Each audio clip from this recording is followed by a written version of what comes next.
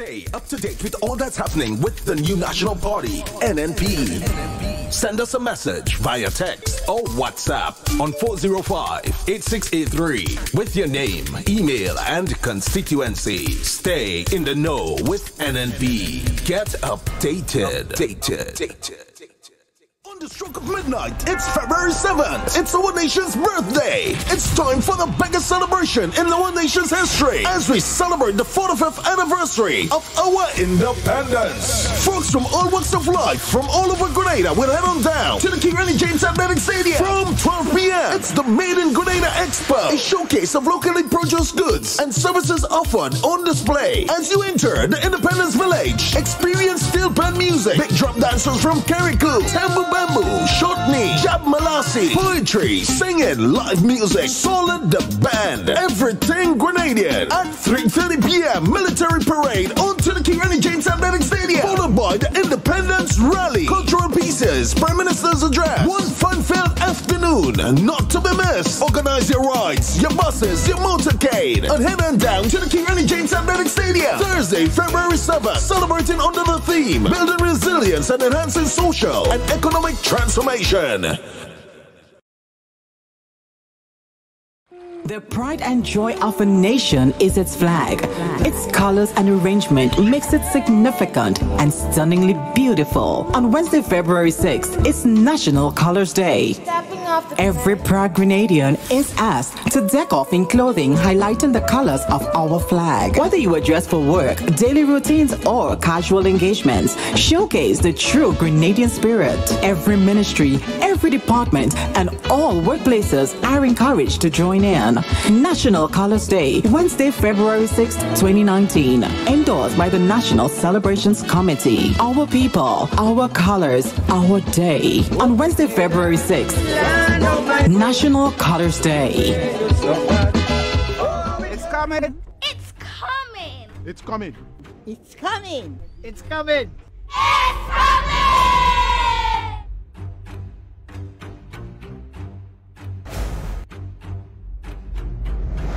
Boop. The girl comes with the wine pan Snapchat, but me want to see the wine in a real life. The party bad from my rich inside this session. I drunk already because I had some stress and I take some shots. But the amount I take really touch the spot. But remember, on the 6th of February, we touch down Cowpen Big Yard, gonna get Sheldon till building fell down. And remember, we have $1,000 giveaway for the biggest and the baddest crew because this is the launch of the big bad tune called Run With It. First Fete, and you don't know the whole place gonna get turned over. We run with everything. Remember, it's me, alongside Beanie Man, alongside Farmer Nappy, alongside Valine, alongside Leadneck, Lava Man. You don't know the whole place gonna get. Shall Mr. Killer say so? Party bad. I had some stress, so I take some shots. The amount I take really touch the spot. What? Man, don't try to tie me up. I love Grenada the most. Wednesday, February the 6th, our fete.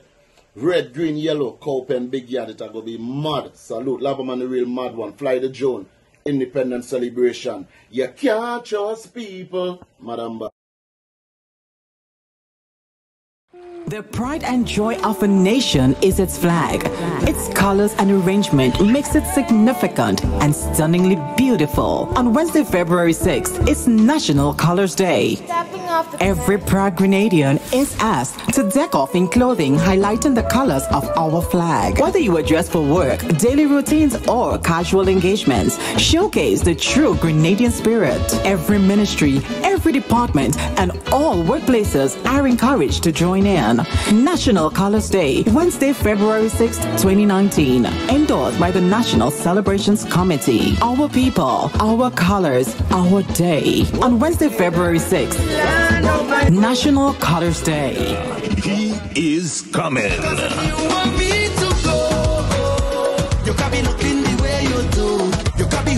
Farmer Nappy, the night before the holiday. It's one place and one place only. Cowpen, our colors, our fat.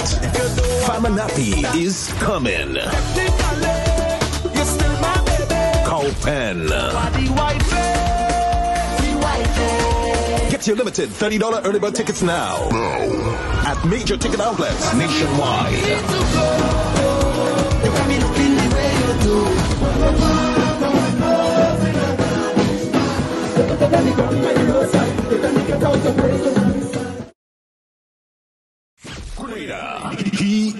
It's coming. Yes, now. Live from Kingston, Jamaica. Who got the keys to my bima? Who am I? The undisputed king of dancehall. From the king of the dancehall. Come into the Cowpan to be part of our 45th Independence celebration. We are celebrate life. Our colors, our fete, the night before the holiday. Let's go to the Cowpan, Wednesday, 6th February. Beanie Man. come again. We repeat up and mash it up again. Get your limited $30 early bird tickets now at major ticket outlets nationwide. My God, just give me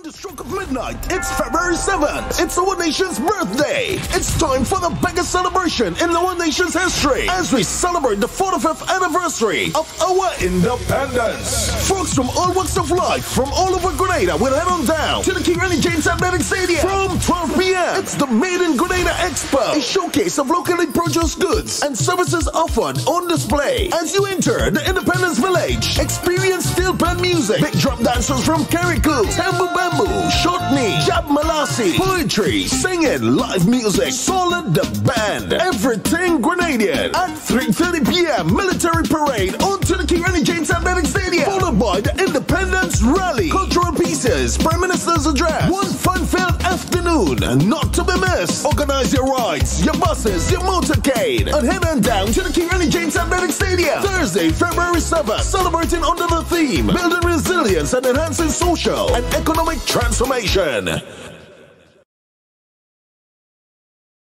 Government pension. What are the facts? Are all public workers entitled to pension? Are public workers owed gratuity? Here are the facts. Fact 1. The Pension Disqualification Act of 1983 was validated on April 21, 1985 by the democratically elected government led by former Prime Minister Herbert A. Blaise. This means that public workers employed after February 22, 1985 are not legally entitled to a pension from the government of Grenada. Fact 2.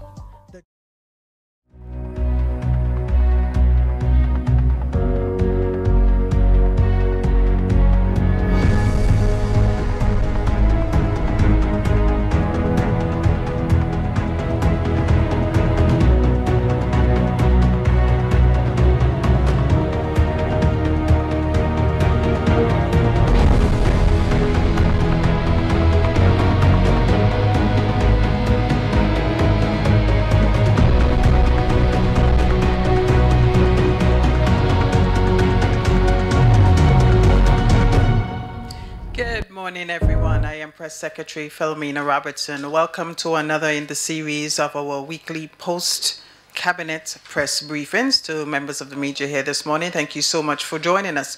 To those following the proceedings via the media, television, and online, thank you for joining us this morning. Today we have with us the Minister responsible for climate resilience, the environment, forestry, fisheries, disaster management and information, Senator Simon Steele. And he will be talking to us about a number of missions that are currently in Grenada. We have the NYU Climate Smart City mission, which is here visiting now. We also have a mission from the United Nations Environment Program. They are here looking at an energy efficiency project. GIZ, as well as the IMF Climate Change Assessment Policy Mission. That is also taking place currently. Honorable Steele, Senator Steele, will also be speaking about the ban on single-use plastics. You will know that that ban took effect on February 1st. There are a number of additional items that he will be telling us about this morning. So without any further ado, I'll ask him to take the floor. Senator Steele? Thank you very much, Philomena, and a very warm good morning to our listening and viewing audience. So as Philomena outlined, there are many missions taking place here in Grenada right now relating to the Ministry of Climate Resilience. So I'll run through the four specific ones that are taking place. The New York University mission, the UN Environment CDB mission, GIZ, and the IMF and World Bank. And what these all have in common, well, with the exception of the IMF and World Bank, what the other three missions all have in common are these are GCF Green Climate Fund funded projects. So starting first of all with the New York University mission, this is to establish St. George's as the first climate-smart, climate-resilient city within the region. We've spoken on this before. The NYU team, which is a world-leading urban planning unit. They have projects all around the world, bring an immense amount of experience and knowledge to this project, to us here in Grenada. And this is their fourth mission to Grenada since the inception of this project. This current mission is led by Dr. Shlomo Angel, together with the project coordinator, Patrick Lamson Hall. And they bring with them a team of engineers and specialists. And they're doing a deep dive into the different ministries that are impacted by this project, in addition to engaging with multiple stakeholders. The process that is being used is highly inclusive and collaborative with all stakeholders. So the solutions that we come up with will be Grenadian-centric. It is reflective of our priorities, our needs, and our solutions, with the support, with the technical guidance from the technical team. So we are still at the pre-feasibility stage, gathering data that will inform the 9 projects that have been identified. And again, these have been presented on previous occasions, but they include the carénage, looking at the high vulnerability of the carénage. It's an important component to not just historically, but as a center of commerce, center of activity, but protecting it from sea level rise. And in addition to that, flooding. The carénage low-lying area with the elevated area behind it is actually part of a watershed. So there's significant runoff with flooding, which is a flood risk to the area. So how we can provide solutions to protect against that. There is a southern corridor between the town of St. George and the airport. Again, there's sections of that that are highly vulnerable to climate change. So whether it's looking at widening the road, defending that corridor, but linking that to another component, which is an urban development plan, and looking at issues such as traffic congestion, transportation within the area. So looking at interventions that will include road widening and the creation of alternative routes to alleviate traffic and increase traffic flow and efficiency, a top priority for all of us. Then the airport, the runway is at sea level. Parts of the runway are vulnerable to sea level rise and ingress from the sea. So looking at how to defend some of those vulnerable areas. St. George's University constitutes 20% of our gross domestic product, an important economic engine for us. So working together with St. George's University as to how we can build greater resilience in their operations to ensure in the event of a severe weather event, they can recover as quickly as possible, so their contributions to the economy, to Grenadian society, is as fast and as efficient as possible. Other areas include sewage for the south. We all know the challenges that we face there, and it's an opportunity for us to identify solutions and address our sewage outfall issues in the south. Also included within the project, but not here in the town of St. George, is the St. Andrews area, specifically the Soubise Road, which the Soubise area, which we know is currently not under threat, but we're actually seeing the effects of sea level rise to the communities there and some of the interventions that are required. During this mission, the team also visited the Sautez area. Although we have addressed issues lower down in the bay in terms of sea ingress with the Breakwater project, and we've seen the significant recovery of the beach in that area, there are other areas higher up the bay that are also under threat. So looking at interventions that can be employed to address those vulnerabilities. Then the other two areas, a number of community-based projects. This will touch communities up and down the country, specific interventions there that will build greater resilience at a community level. And then the final point is capacity building.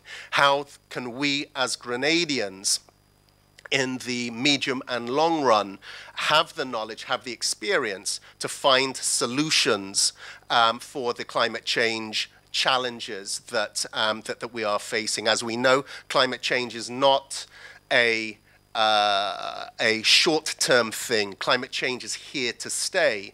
So although there is significant international attention and resources for us to build resilience at this time, we have to be able to build that capacity ourselves when international attention wanes, so that we can make the necessary interventions that we need for the future. This project, it gives us an opportunity to not only address our climate vulnerabilities, but it also gives us an opportunity to address many of our national development priorities. So whether that's sewage, whether that's traffic congestion, whether that's sea defenses, etc. So this is a very, very important project for us. And the team, as their fourth mission, have already made a number of critical observations. Rain gauges, sea level rise gauges were installed on previous missions. So the team is starting to build a picture of the dynamics that will speak to flooding and sea level rise and sea ingress. And some of those observations are quite startling.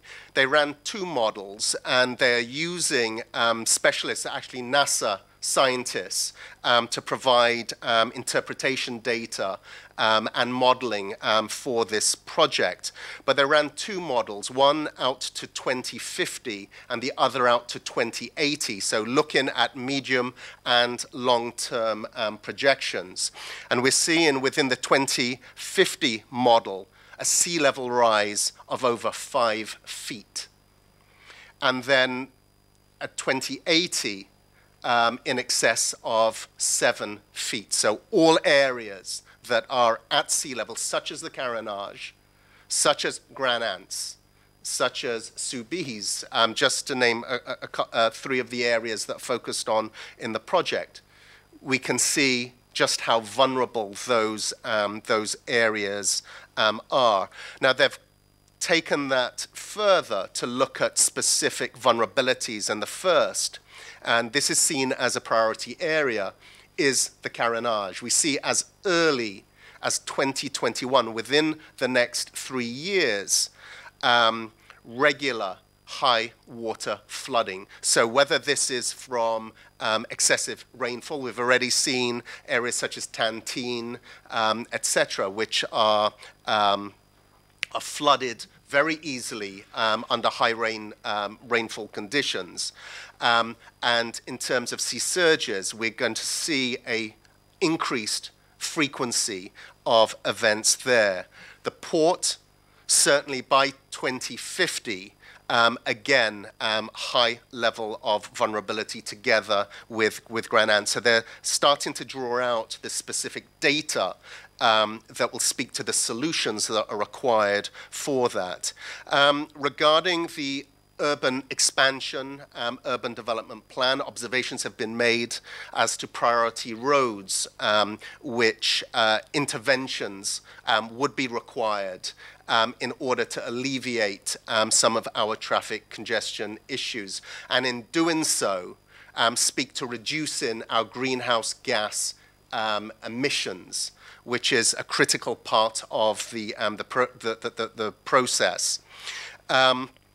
And again, looking at short-term, medium-term, and long-term road expansion initiatives, which will speak to the urban sprawl as St. George's, as this town of St. George's expands further east.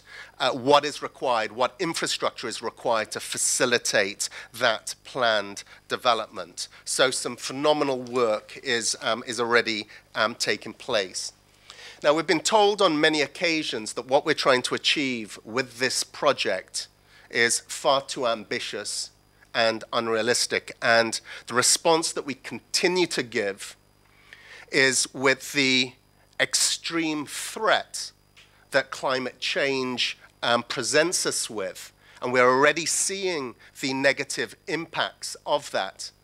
We can do nothing other than come up with ambitious plans to address it. We have no choice, and the data is showing us the need for fast action on these projects.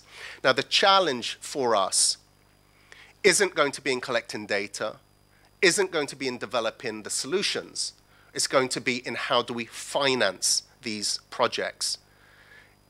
As a collective, we estimate that the 9 project areas that are identified will equate to project values of many, many hundreds of millions of dollars. So significant investment is required.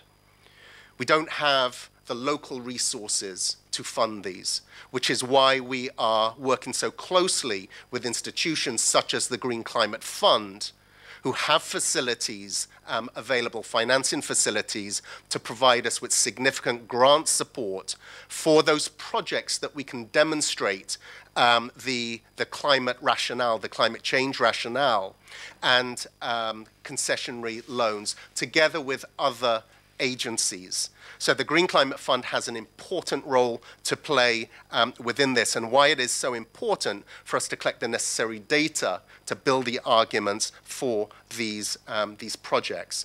But at the end of this, what we will have is a significant pipeline of bankable projects which adhere to the criteria of the funding requirements of the GCF and other international funding institutions that we can bring to those markets to seek the necessary resources to cover these projects. But what we're not doing is waiting for the completion of all of these studies before we go out to market. And one example of how we're able to, and have already achieved some quick wins with this, is identifying some immediate opportunities where there are technical needs locally, in addition to funding opportunities. And one such one is an energy efficiency project, which we're partnering, again, through the Green Climate Fund, but with UN Environment, with the Caribbean Development Bank, with technical support from New York University. And there are 3 components to this project. One is a public lighting project to move from the energy inefficient sodium light bulbs that are currently used for our public lighting to energy efficient LED units supplied by renewable energy, solar fields that will be distributed on public buildings throughout the country, and then lighting and cooling for public buildings. And the successful completion of this project will significantly reduce our public lighting and energy bill, which runs in the region of $7+ million a year. The second component is for the private sector, providing concessional loan facilities for the private sector to be able to implement energy efficiency solutions which will reduce their operating costs, improve their competitiveness. And then the third component are policy recommendations which will ensure Grenada is on a sustainable path to energy efficiency. Now, the UN Environment and CDB team are here in Grenada now. We're scheduled to submit a proposal, formal proposal, to the Green Climate Fund for funding for this project by the end of this month, with a decision in the middle of the year, June, July. So a very, very quick win. If we are successful in our application, the value of this project will be somewhere in the region of $25 million US. So a significant project, and one that is being paired off from the Climate Resilient City project. Then moving on to the mission by the IMF and the World Bank. This is part of a climate change policy assessment.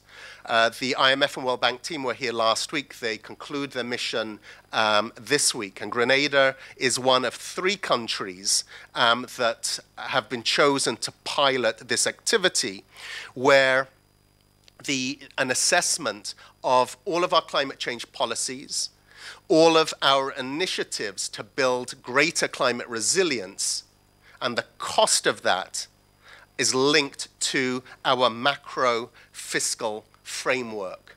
So ensuring that the investments that we make in resilience tie in directly to that fiscal framework. So what we are doing isn't going to bankrupt the country, is fiscally responsible, but is also responsive to our climate resilience building needs and aligning those two.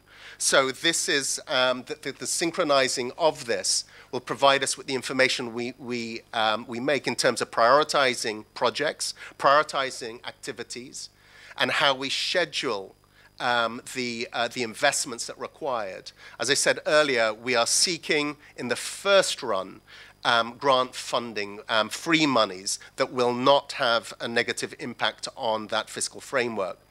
But we also need to consider concessional loans, low-cost loans that are also available that will help us to finance our resilience programs, but ensuring they fit into that, that fiscal framework. So those are the missions that are taking place right now. I'd like us to move on to the importation ban of single-use handled plastic shopping bags. The importation ban for the single-use carrier bags came into force on the 1st of February this year. And this is part of government's strategy to reducing plastics pollution. We all know of the significant negative environmental and health impacts that plastics and styrofoam have on our communities, on our environment.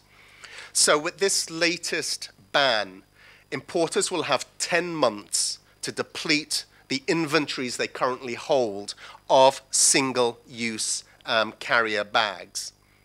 So the second phase of the ban will come into effect on the 1st of December of this year, where it will be illegal for those importers, those suppliers, to supply and to sell carrier bags to retailers, to vendors, to shops.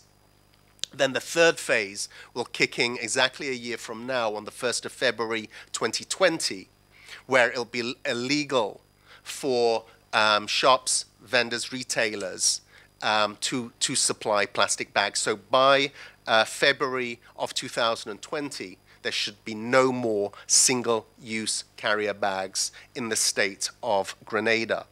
Alternatives are already being sourced, so whether these are reusable bags, biodegradable bags, but alternatives are already being sourced by importers. And over the course of this transition period, which is going to take us 12 months, we will see a increase, an uplift in those alternatives and the availability of those alternatives in stores up and down the country, and promotional activities led by the private sector, led by the importers, led by the retailers, so that there is a smooth transition come the 1st of February 2020. Now, this is also, as I said, it's part of our wider strategy. The next ban that will come into effect speaks to styrofoam. The importation ban on styrofoam, specified styrofoam products, came into effect in September of last year. So that's banning the importation of those products. From the 1st of March this year, it will be illegal for those importers to sell styrofoam products to vendors, to retailers. And then the third phase, the final phase, will kick in with a ban of use of all specified styrofoam products by the 1st of April 2019. So by April, there should be no more those specified styrofoam products, whether they are cups, food containers, etc., available in the state of Grenada, which will be a major achievement. We are sensitive to the cost implications of some of the alternatives that are available on the market, and also the quality of some of those products. So we are working with the Bureau of Standards, with importers, in establishing standards so that the most cost-effective and the most suitable alternative products are available for use in Grenada. So that is an ongoing process for us all. Now, moving on to solid waste. Cabinet was updated of where we are in the tendering process for the issuing of new contracts for street cleaning and for garbage collection. So that process has already started. So half of all contracts for street cleaners and garbage collection contractors, new contracts will be issued by the first half of this year. And then the remainder of those contracts will be issued by the end of the year. And contracts will be awarded based on the performance of existing contractors. They have to meet minimum performance criteria, in addition to other selection criteria for either the renewal of contracts.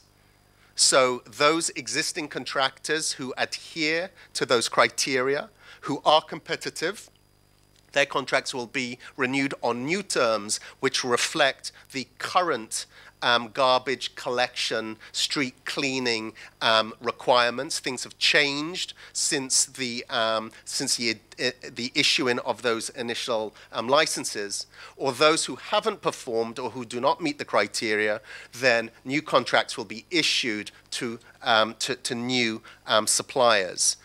What we've found, now that we've come to the end of this cycle, some of those contracts have been in effect for the last 7 or 8 years. There are issues with aging equipment. So some of the garbage trucks, issues with maintaining the old equipment, increased occurrences of breakdowns, etc. But what we will expect is on the issuing of new contracts, those successful contracts will then have the means to then go to the bank, to lending institutions, to procure replacement equipment for that old equipment. So what we will see at the end of this process is a reinvestment in that critical equipment that's required for efficient garbage collection. And we'll see some of the challenges that we're facing in certain communities. We will see an increase, an improved level of service. So we're going to see, as the year progresses, improvements in service as contractors invest again in their equipment plant. But what we are doing with the Solid Waste Management Authority is putting other measures in place. So where there are deficiencies in certain communities, to put in interim solutions to ensure that a basic level of service is maintained. We will also be looking at the enforcement of the laws concerning the collection of commercial waste. Businesses are obligated to make their own arrangements with private collection contractors for the collection of business-related waste. What we're finding are many businesses are not following that requirement, are using public collection facilities, which puts an unnecessary burden on the Solid Waste Management Authority. So the taxpayer is effectively funding the collection of those business owners. So through the enforcement of the Litter Abatement Act, we will be enforcing the fines, and those fines are significant for business owners who do not follow the law and are not making their own private arrangements for the collection of their garbage. And speaking to the enforcement of the Litter Abatement Act, the recently announced deployment, well, the training and then the future deployment of the 60 traffic wardens, those traffic wardens will also have the designation of being authorized litter wardens also. So we see that as the thrust and the missing piece in the implementation of the Litter Abatement Act. So we will, again, be enforcing the law in this regard. And it's important to remind the general public that we all have a responsibility, a personal responsibility to, in terms of addressing indiscriminate littering. But the law is there are carrots there, the law, fines, penalties are there as the stick, and they will be enforced. And there is a specific issue that has been brought to our attention with indiscriminate dumping at the Pearls Airport site. Significant dumping. There is only one authorized dump on mainland Grenada, and that is Perseverance. That is the only site for the disposal of waste materials. So working through the Ministry of Health, signs will be posted at that site to make it very clear, so anybody pleading ignorance, that issue will be addressed. There'll be clear signage to say that it is illegal to dump in that area. Through the Solid Waste Management Authority, we will clear up that area, but working with the local community, working with local intelligence, we will be looking out for those persons breaking the law and dumping in that area. And again, the penalties that are associated with this, which are fines in excess of $10,000, will be enforced. So using local intelligence, identifying those persons responsible for this illegal act will be prosecuted. We can't continue along these lines.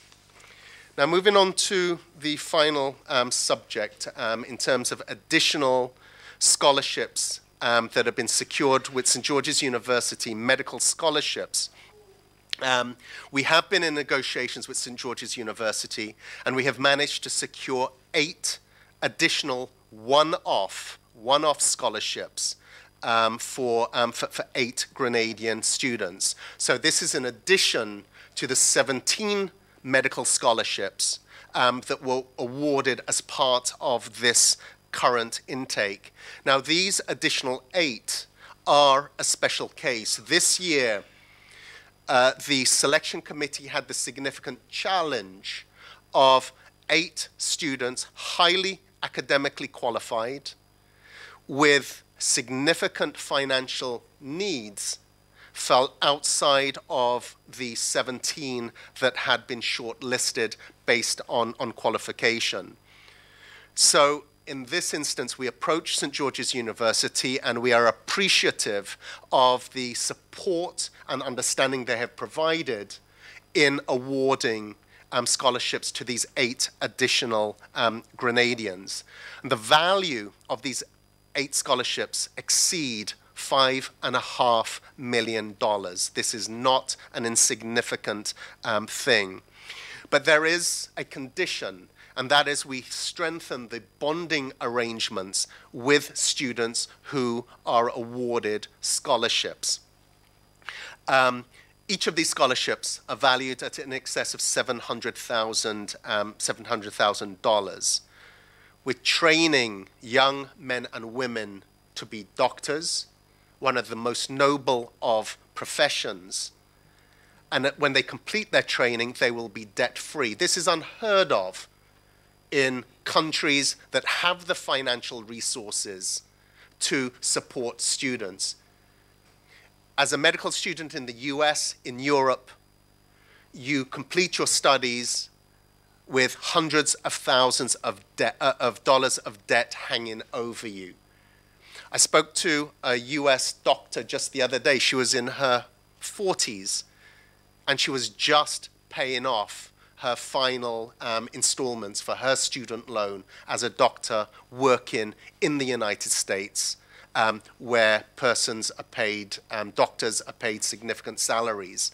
So for us to be able to provide our doctors, our students, free of charge, well, it's not free of charge, it's at the expense of the government. It's through concessions that government provides St. George's University, that in return for those concessions, we receive those scholarships for our students. So for a Grenadian student to go through their medical training without any debt is actually a remarkable thing. And we're offering them a remarkable opportunity for the government to expect them to serve out their bond, to work within the public health service for a defined number of years to pay back is not unreasonable. But we've had significant challenges, and we've raised this on many, many occasions. The number of students who graduate, who qualify, but then turn to the private sector, who break their contractual agreements with government. So the enforcement of those bonds is a top priority, and we'll be working with St. George's University to strengthen that agreement.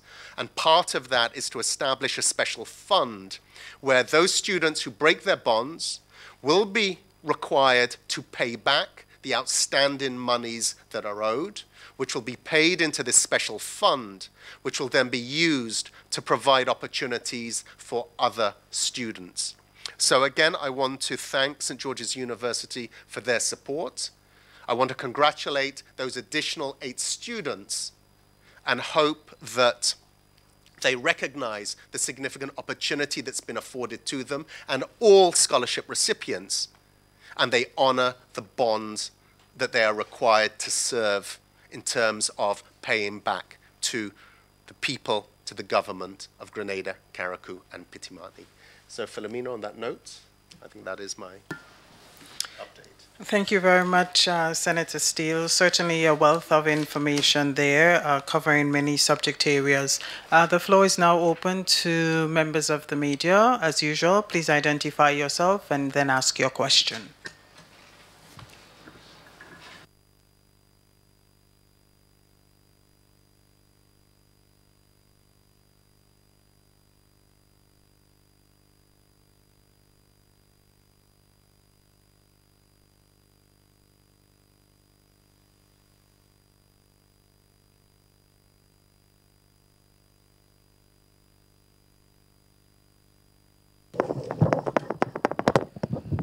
Okay, do I need to start over? Akeisha Felix, the Grenada Broadcasting Network.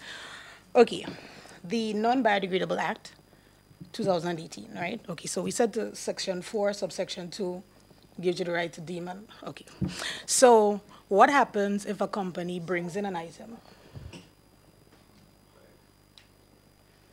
If a company brings in an item, right, that their export would have deemed biodegradable, but the law goes contrary. It says that it's not biodegradable. What happens then? There is a list of specified items that are covered in the clause in the sections that you mentioned.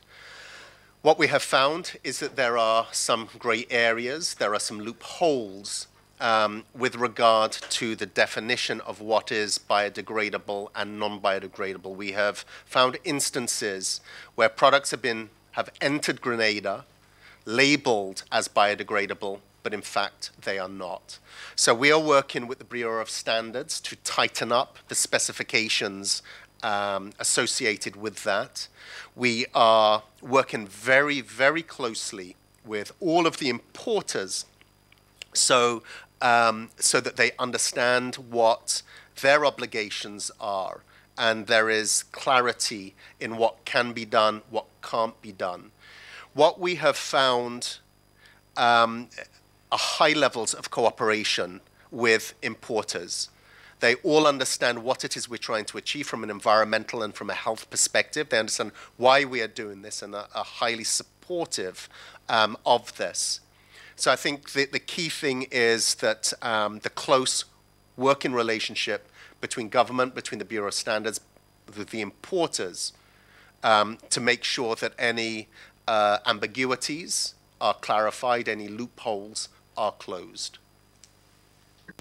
Okay, so another question, because the legislation, it's not, let's say, it don't give specificity as it relates to how long an item takes to decompose, or, okay, hold on.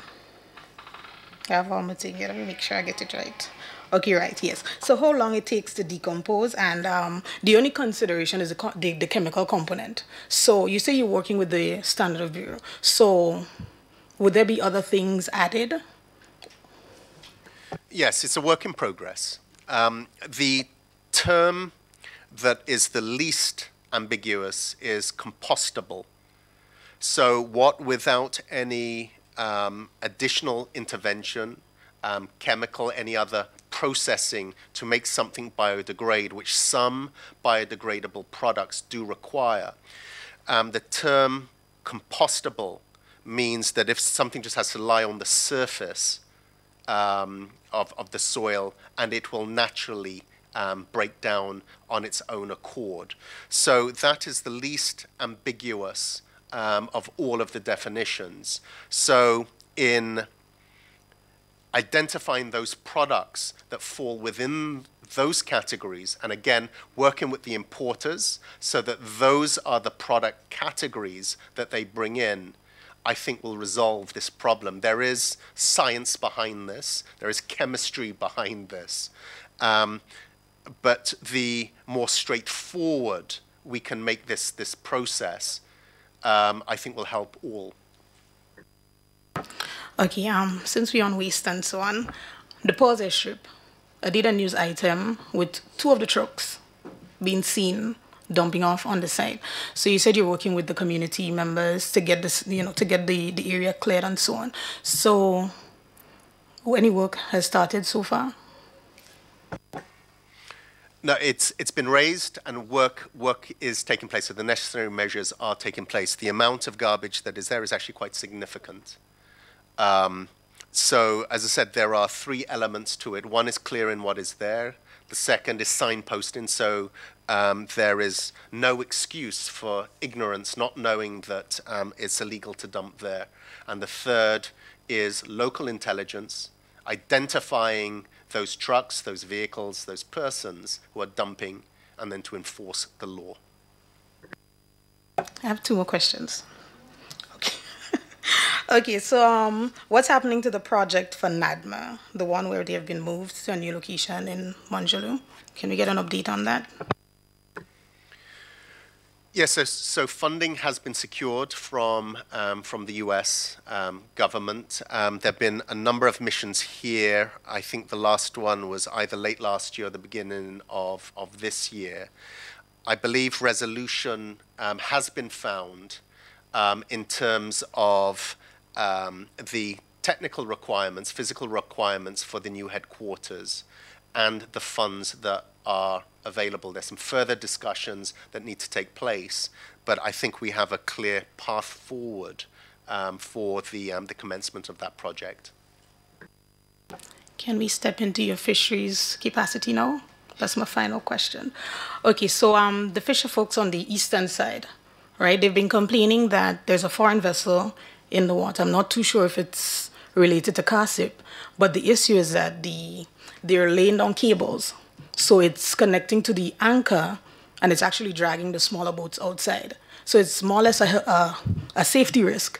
So for the fisher folks, they just want to know what exactly is going on in the water to, just to get a heads up as to, hours of operations and so on, and who is actually in charge of the vessel. Okay, well, I don't know the specifics of this, so I can't give you an exact answer. But if there are activities taking place, so cable laying, a legitimate activity, then we will have knowledge of that. So I can find out more about that, but then informing our fishermen so that fishing vessels are aware of those activities will be a critical next step. So I'll certainly look into that. I will ask as soon as we finish here, because if there is a safety risk, it's important it's dealt with quickly. Okay, well, thank you for bringing that to my attention. Good morning, Karima Lois, the New Today newspaper. In relation to the climate smart city, do you have a timeline as to when you want to start any of the 9 projects that you listed this morning? Well, as I said, we've already started to pair off some of those initiatives. So the energy efficiency project, that project is being written up now as we speak with the UN Environment and CDB mission that is here right now. And if we are successful with it, it's not guaranteed that that we'll receive the funding, but if we're successful with the proposal, that would be approved as early as the middle of this year, so very soon, and implementation will follow relatively soon after that. There are some quick actions that can be taken with that. So we could well see that by the end of this year, we can actually start seeing the implementation of some of the initiatives. The defined activity with New York University concludes in the summer. And what they will be producing are project concepts that we can then will require further development, but there will be resources available to convert those into formal projects for the Green Climate Fund, for other agencies. So that process is going to take longer, but there is recognition of the immediacy, the urgency of some of the interventions. As I said, the carénage, how vulnerable that is. We are aware of some of the traffic congestion issues. And as we're going through this pre-feasibility stage, we're identifying more quick wins, things that can be implemented quickly. So we would be looking to see some implementation elements the government may even be able to do independently of external financing. But we could start seeing implementation of some of that, I would like to think, by the end of the year. But what we will end up with is a blueprint. We will have actions that are immediate, running out through to many, many years. The activities are significant, are very, very involved. But what we will have, as I said, is that master plan of actions with timelines and what we need to do in terms of getting the financing and the technical resources to actually implement them. Just to confirm, you said that the finance might be like hundreds of millions of dollars? Okay. In relation to the projects, this would be jobs given to locals, or would you be sourcing international persons? I'm glad you raised this point. There are significant economic opportunities for us within this. So what we are able to do, should be able to do, is to turn what is a threat, which is climate change, into a massive opportunity for us. You look at some of those interventions. So take one project concept, which is to protect the carénage. And what we're looking at is coming from around by the cruise ship terminal, coming around the Carriacou, going around the lagoon, in terms of building some form of sea defense against sea level rise. That project alone, they've looked at just preliminary estimates. The value of that is somewhere in the region of $75 million US, just preliminary estimates. These will create significant construction opportunities. This is hard engineering. And what we will see are massive opportunities for our local contractors, for our local tradesmen and women. You look at some of the other interventions, if it's road widening, road strengthening, the creation of new roads, significant jobs. So what we will see out of this, what we're calling green jobs, this is a whole new enterprise, you know, for Grenadians, providing services, providing labor for climate-related initiatives. And then you look at the economic impact of that, not only in terms of the creation of job opportunities, more job opportunities, but you look at how the impact that that will have on our GDP will be significant. So major, major opportunities for Grenadian men and women. The funding, would you be seeking it from the UN and CDB? We will seek it from any available source. So for the Climate Smart City project, we're working with the Green Climate Fund. That is part of the UN body that falls under the UNFCCC body. This is a fund.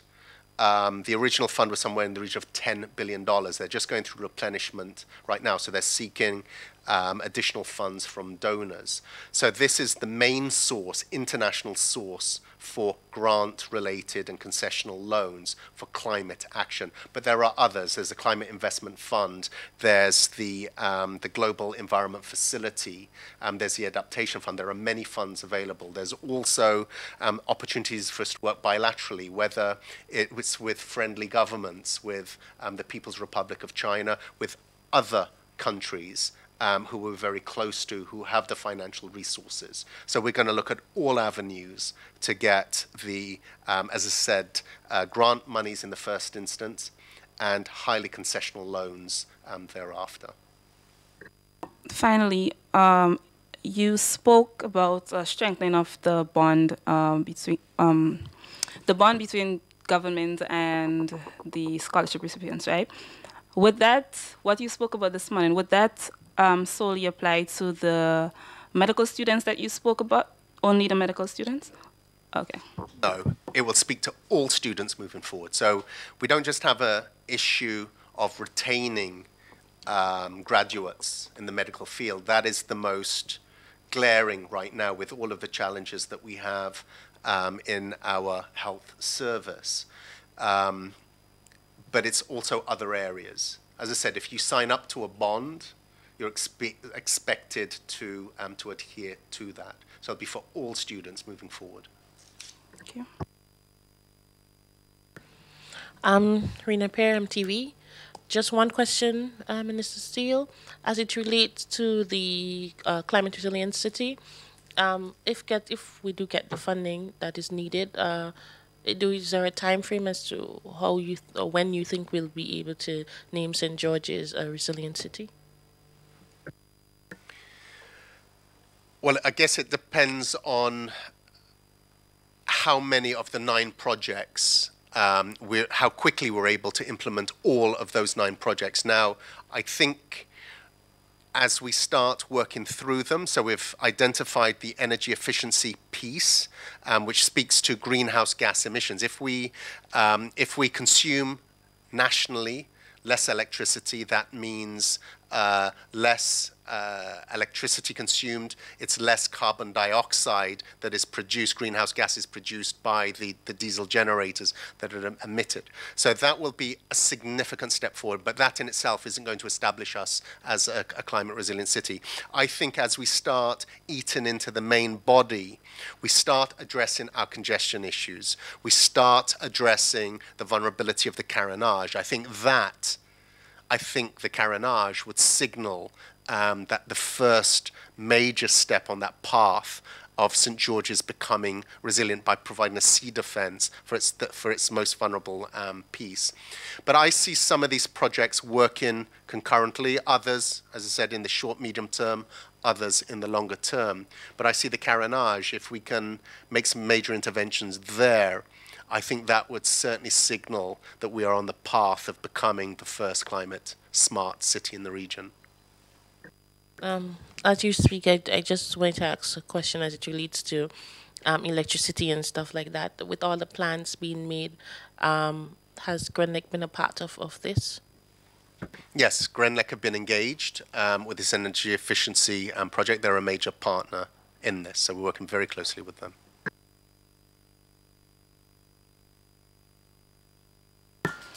I take it that's all the questions for this morning. Senator Steele, any closing comments from you? I think this is an exciting time, certainly within the Ministry of Climate Resilience, with all of these initiatives. There are other things I did not speak about today that, that we have embarked on. But significant effort has been made since the establishment of this new ministry with a very, very ambitious mandate for resource mobilization in the climate change area. And we've been making significant progress. The team within the ministry has been working very, very hard in developing not just these projects, but other projects that, that we're looking at. We take the responsibility of the mandate very seriously. And in establishing this new ministry, we have signaled internationally the strategic approach the government of Grenada has taken toward climate change. We're seen as not just a leader within the region, but globally in building climate resilience, which is why we are seeing a lot of resources being pumped into Grenada. I think with the Green Climate Fund, I think Grenada thus far is the largest recipient of grant funding within the Green Climate Fund. Something I did not mention was the water resilience project with GIZ and the GCF. That is valued at $125 million. The team is actually here now negotiating the host agreement between the government of Grenada and GIZ, who are the implementing agencies. So through this very proactive approach that we've taken, we're seeing a lot of resources coming to Grenada's way. So we are able to turn this major threat of climate change into a real opportunity for us. Thank you, Senator Steele. That brings us to the end of this week's edition of the Post-Cabinet Briefing.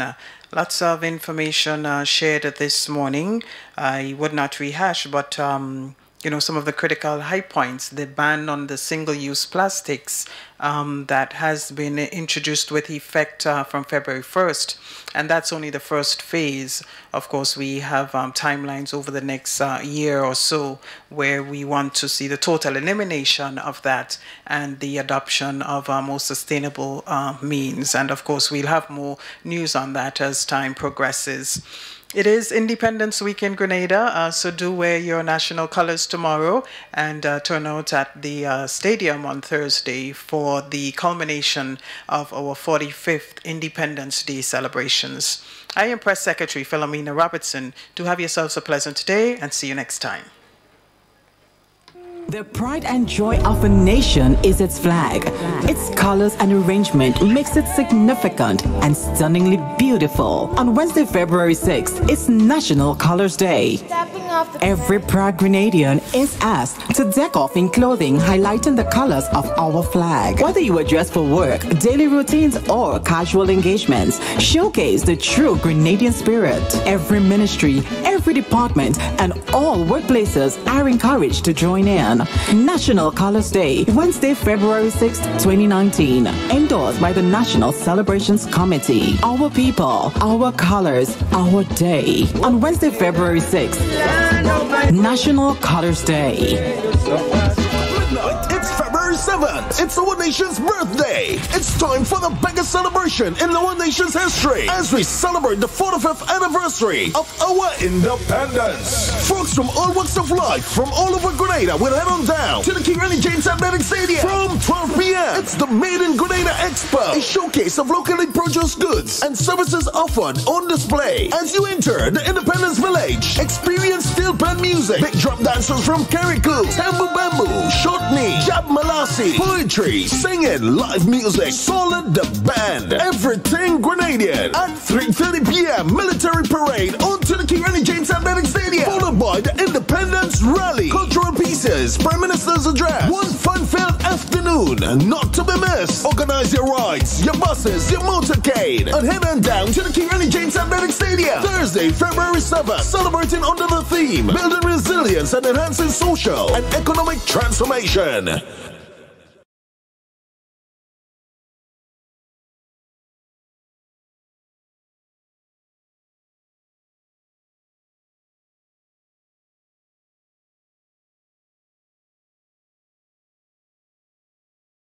The pride and joy of a nation is its flag.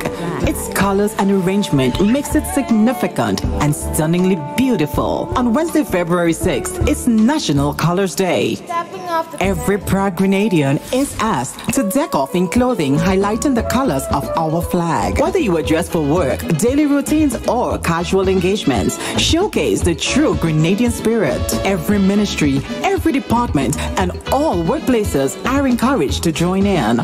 National Colors Day, Wednesday, February 6th, 2019. Endorsed by the National Celebrations Committee. Our people.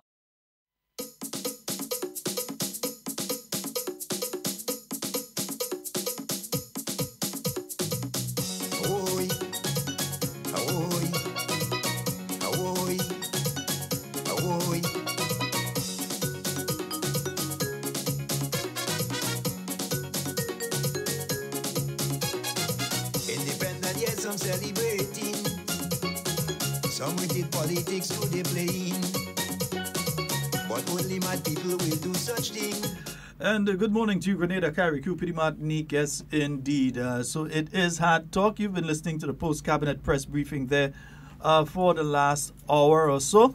Yeah, the minister up this morning, Senator the Honorable, Nelly said Nicholas Seelan, Simon Seelan. Simon Seelan. Yeah, he is the minister with responsibility for the environment and so on. Yeah, some interesting discussions there this morning, though. One of them that stands out to me is the fact that we run the risk of losing the Carriacou. Yes, yes. Yeah, if the ocean rise continues at the level that it is at right now, that we are running the risk of the water overflowing the Carriacou. It already overflows. Carriacou is going on below. Yeah. I mean, when you have spring tide right now and so, you do have the water coming over the Carriacou, splashing over already. That has been going on for a while, but over the years it has become much more, likely that the Carriacou definitely will go underwater if nothing is done. Well, you do have rising ocean levels and a rise of just a little bit. An inch. Yeah, you're going to have a problem to the... you can't call that the mouth of the Carriacou. Well, the side down to equivalent Wallace used to be. What do you call that? You can't call that the mouth. Well, the head? No, that is not the mouth. The mouth is... That's more like the head? Yeah, it's like the head. Yeah, so that area especially you're going to have a problem. And the side over to Andal supermarket there, you're going to have a problem there. The other side tends to be a little higher, if you really notice. It tends to be a little higher. But not impossible. I've seen water get over there before. Oh, yeah, I've man. seen all water cross there before. Julians and all Hubbards and them got flooded with water already, big waves. Yeah. And those of us who were around during 1999 with the tropical storm Lenny storm surge, we know what happened on the Carriacou. 007 bar still to the bottom of the Carriacou. The base for it still there. The base for 007 bar, the piece of concrete where you used to walk out to go onto the boat, that day. Yeah. But 007 bar still to the bottom of the carnage. I wasn't around them type, so I was around. I saw the whole thing, man. Because people may not realize that even for some of the younger ones, they may not know what we're talking about. But the storm surge in 1999, I actually saw waves hit the NIS building from the back and come over the building to the front. You had waves that were doing that, coming in from the ocean side, hitting the old NIS building, yes. And the old NIS, the original NIS building, because you know that's reclaimed area now. The NIS just used to be to the back of the sea. Yeah. And you had waves that were hitting that and coming over the building. You know, so it was that bad. That's when Pitch Pine Bar was destroyed. The original Pitch Pine Bar that was destroyed. And we had around the Carnage, we had some serious damage right around the Carnage, in fact, even going to up several to the buildings. The fish market, the western side. Mall. It changed how you approach Guelph because the original road for Guelph was actually behind what they now call Goat Pen. And if you know, if you look, you could see that the original, the remnants of it is still there. The original road used to be on the other side of the Goat Pen, heading to Guelph. Not in the front, it used to be in the back. In the back of the Goat Pen. Yeah, that's where the road used to be. Yeah, a lot of people don't know that, eh? Yeah. And the city fences that you now see in Guelph outside Cuthbert Peters Park and in the Grand Mall area, Fontenoy area, Black Bay, all coming out here, go along that side. Also outside of the National Stadium, those came because of that. And you had some damage done to Grand Anne's Beach as well. I remember the original floating jetty that was there, that was destroyed. And you had many of the facilities there. They had some serious problems with storm surge back in 1999. And that was an extraordinary situation, but now we're speaking of a situation which can be a constant, because if the oceans rise to a certain level, we will have that problem on the Carnage. So Minister Steele speaking about a project that can cost somewhere in the region of 75 million US. Just to save the Carnage. That's just to save the Carnage. So, and if you're speaking Carnage, you're also going to have to start speaking Lagoon Road as well. And because Lagoon Road, I mean, the water is right there too. It's a little higher, but it's right there. Grand Anne's Beach. So it's all these places. A long term, which is why it was so important to have a Ministry of the Environment in the first place. A specific ministry to look at these problems and address these problems. Because Devon, where is Telescope Beach? Where is it? Yeah, where's Telescope Beach? It's in the ocean. And even those of us that know from years ago, and you know what that area used to be like, we used to walk and you see what's going on now. You realize that over the years, the ocean just decided to come in and take what you had to take. And there are other areas that are going through similar things. So you needed a specific ministry to deal with those kind of issues. I as remember in climate change and how it affects us as a people.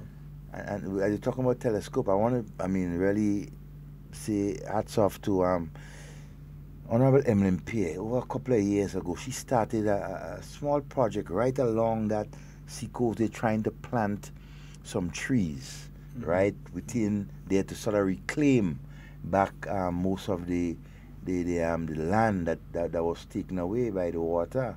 But it's a difficult process. You also have a main problem in areas where if the reef is destroyed, the reef is what defends. The reef, you have one line of defense are the trees.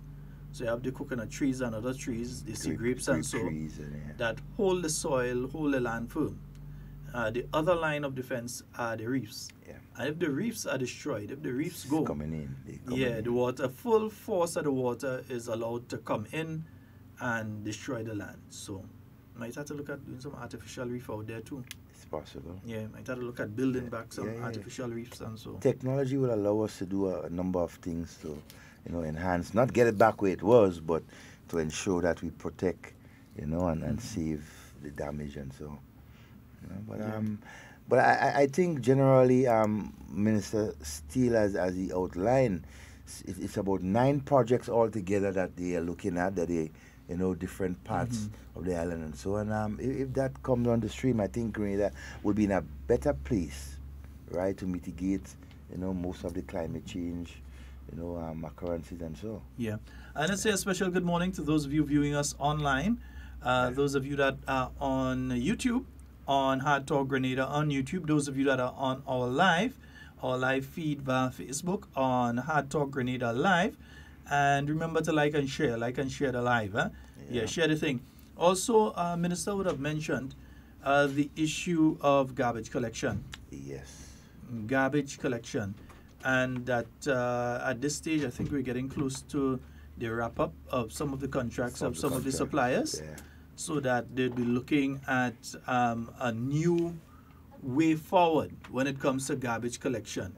Because honestly, Devon, honestly, when you look at some of those garbage trucks, when they go to the heap, they don't peep. They need to come out. They need to stay there. Yeah, they need to stay one time. The driver needs to take a bus. Yeah, and come get out. back home. Yeah. Some of these garbage trucks, I saw one over the weekend, and for the life of me, I don't even know how to get licensed to be on the road. For the life of me, when you look at this garbage truck, I mean, the rearview mirror was non-existent, so he couldn't tell somebody who was behind him. The compactor, they usually have the mechanism on the side, and so, well, that was broken off and hanging. And it was just like a total disaster. The truck just needed to go into perseverance and stay there. It didn't need to come out.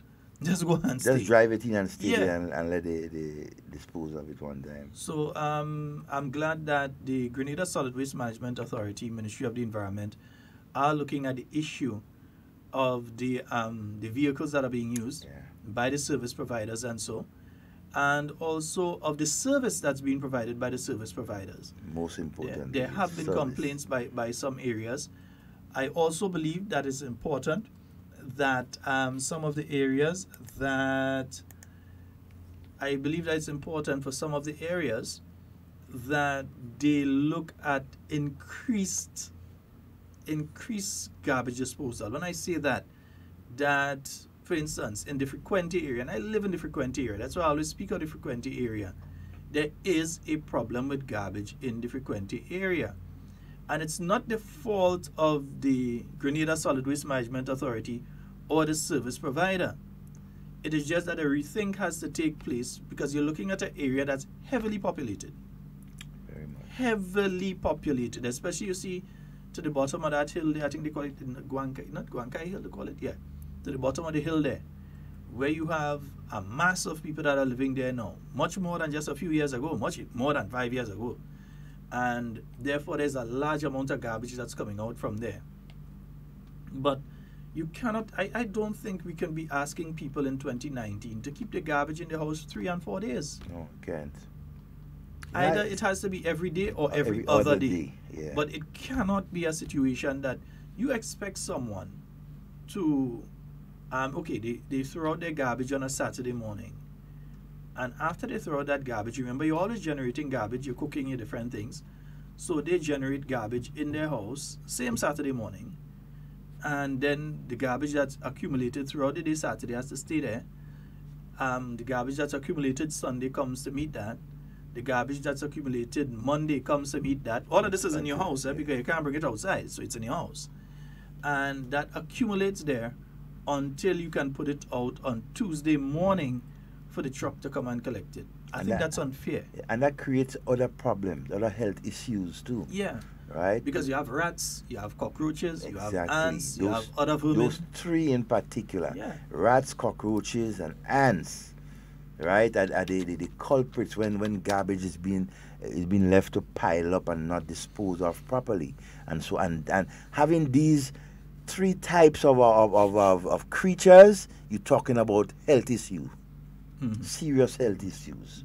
And so we have to be mindful about that. And as you say, we have to rethink in terms of how we because collection there are process. Areas that there are daily collection. I know for Springs, for one area, I know Springs is daily. They have garbage collection in Springs every day. In fact, whichever company is doing it, you could time your watch by them because they are spot on. I don't know who the guys are, I don't know who the contractor are, but they're very, man, when I was living Springs, I could tell you it's 4 o'clock.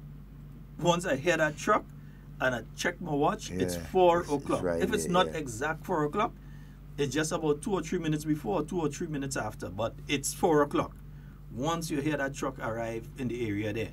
So you could basically time. And that's good. That's good. Timely, collection of garbage and so. But I really think in a lot of the places, and so there has to be daily. St. Andrews, in particular, there are certain parts in St. Andrews that same thing, Tuesdays and Fridays. And when you see the amount of garbage that is out there, when people put out on either the Thursday night or the Monday night or so, it's crazy. So I'm glad that the ministry, together with the Grenada Solid Waste Management Authority, is looking at the approach of how to deal, relooking the contracts, relooking the vehicles being used, relooking the timing and everything. Larger vehicles. But also relooking some of the other peripheral issues. The issue of indiscriminate dumping that takes place by various persons, not necessarily the service providers, but by individuals who just decide that I'm passing over the Belvedere. Contractors, truckmen. In a hole, nobody can go see that day, and they just take it and they dump it in an area. But I mean, it's absolutely disgusting. When you see dry season, that's when these things does expose, and spread. Yeah, and spread, exactly. Yeah, and spread. Because if there's organic matter in it, the animals will take it and they pull it different areas and that kind of thing.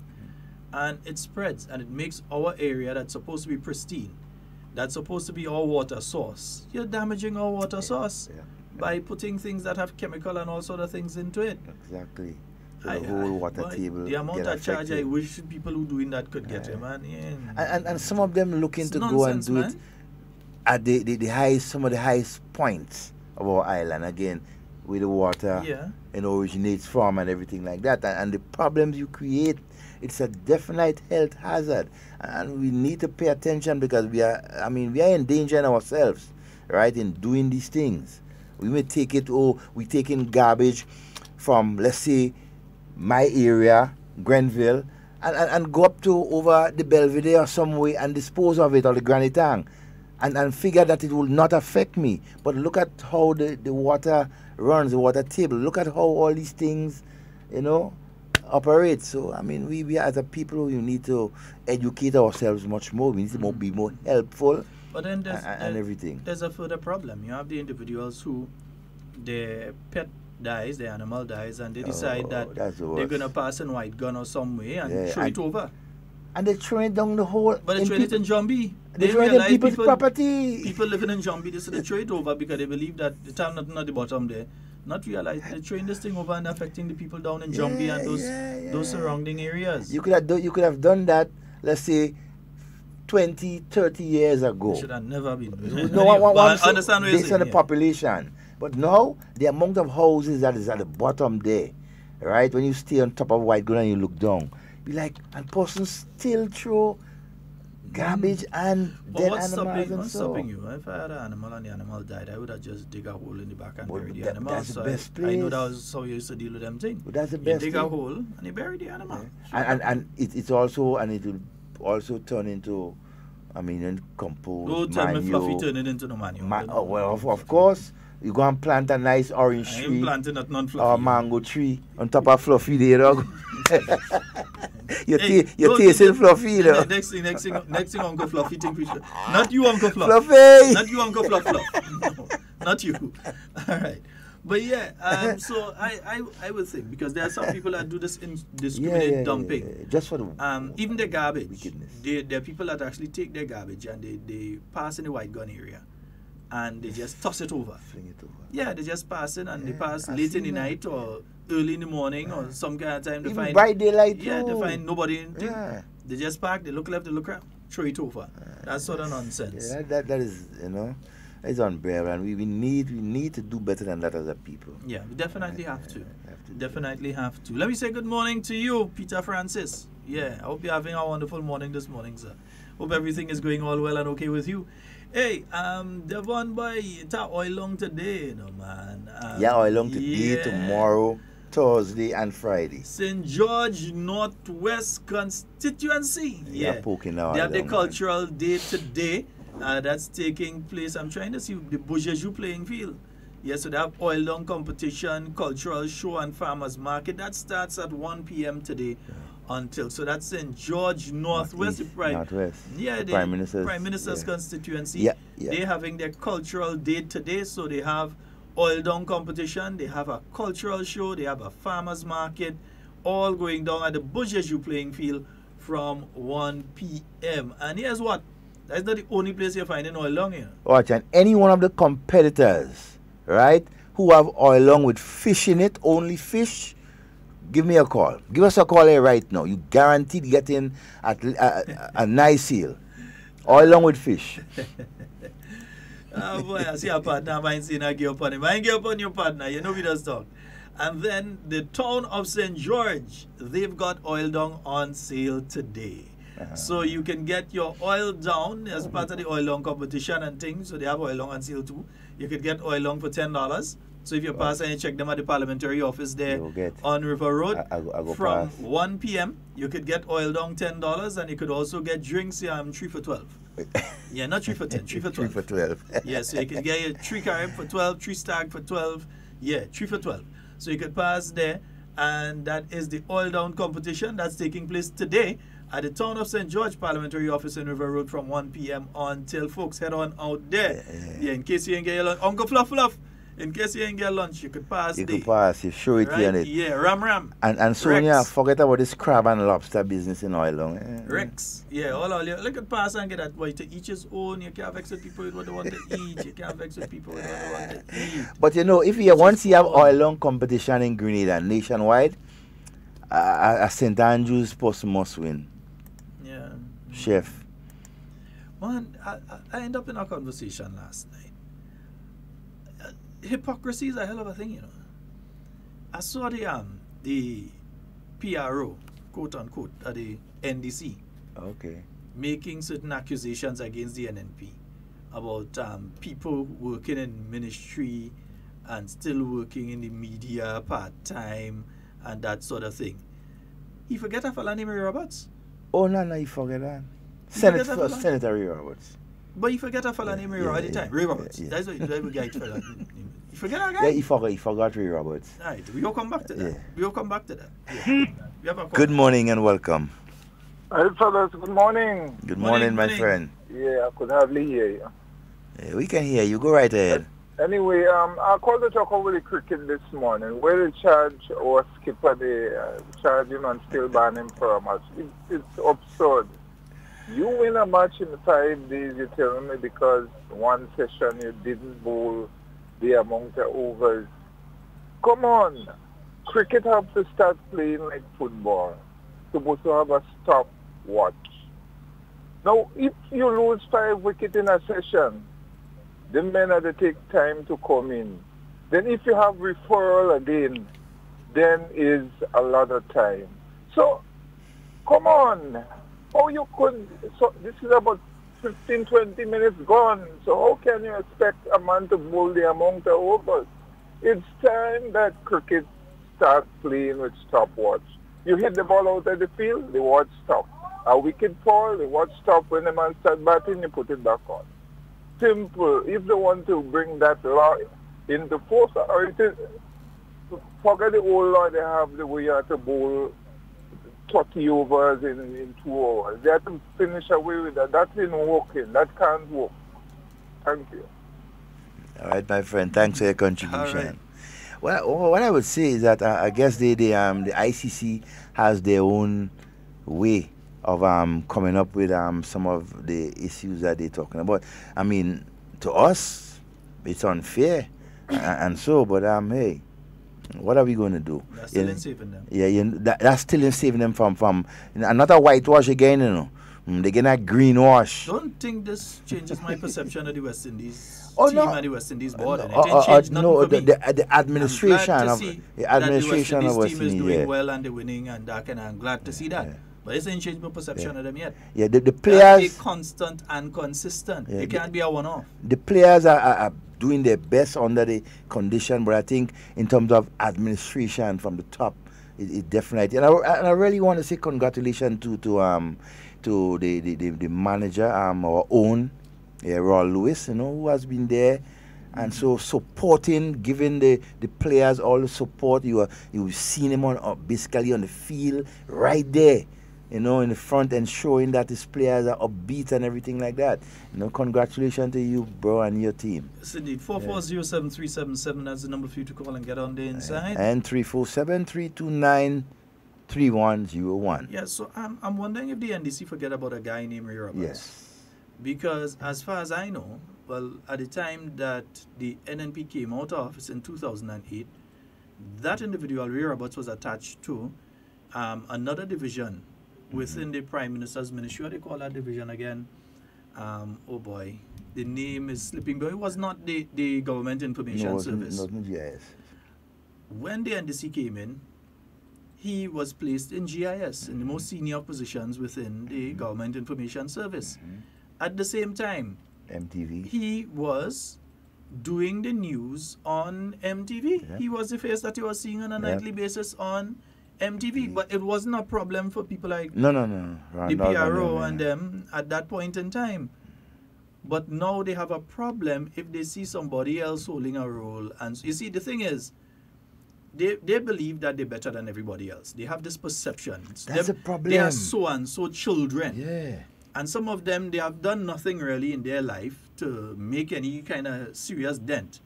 But because their parents are so-and-so, and their parents did, they come and they try to buy into that. No, so I'm so-and-so son and so-and-so daughter, and my parents are somewhere. But they haven't done anything much themselves. And so they try to hold on to their parents' coattails to make a name for themselves. Yeah, but at the same token, these individuals show the hypocrisy. Because if it's them doing something, it's okay. But if it's somebody else doing it, it's a problem.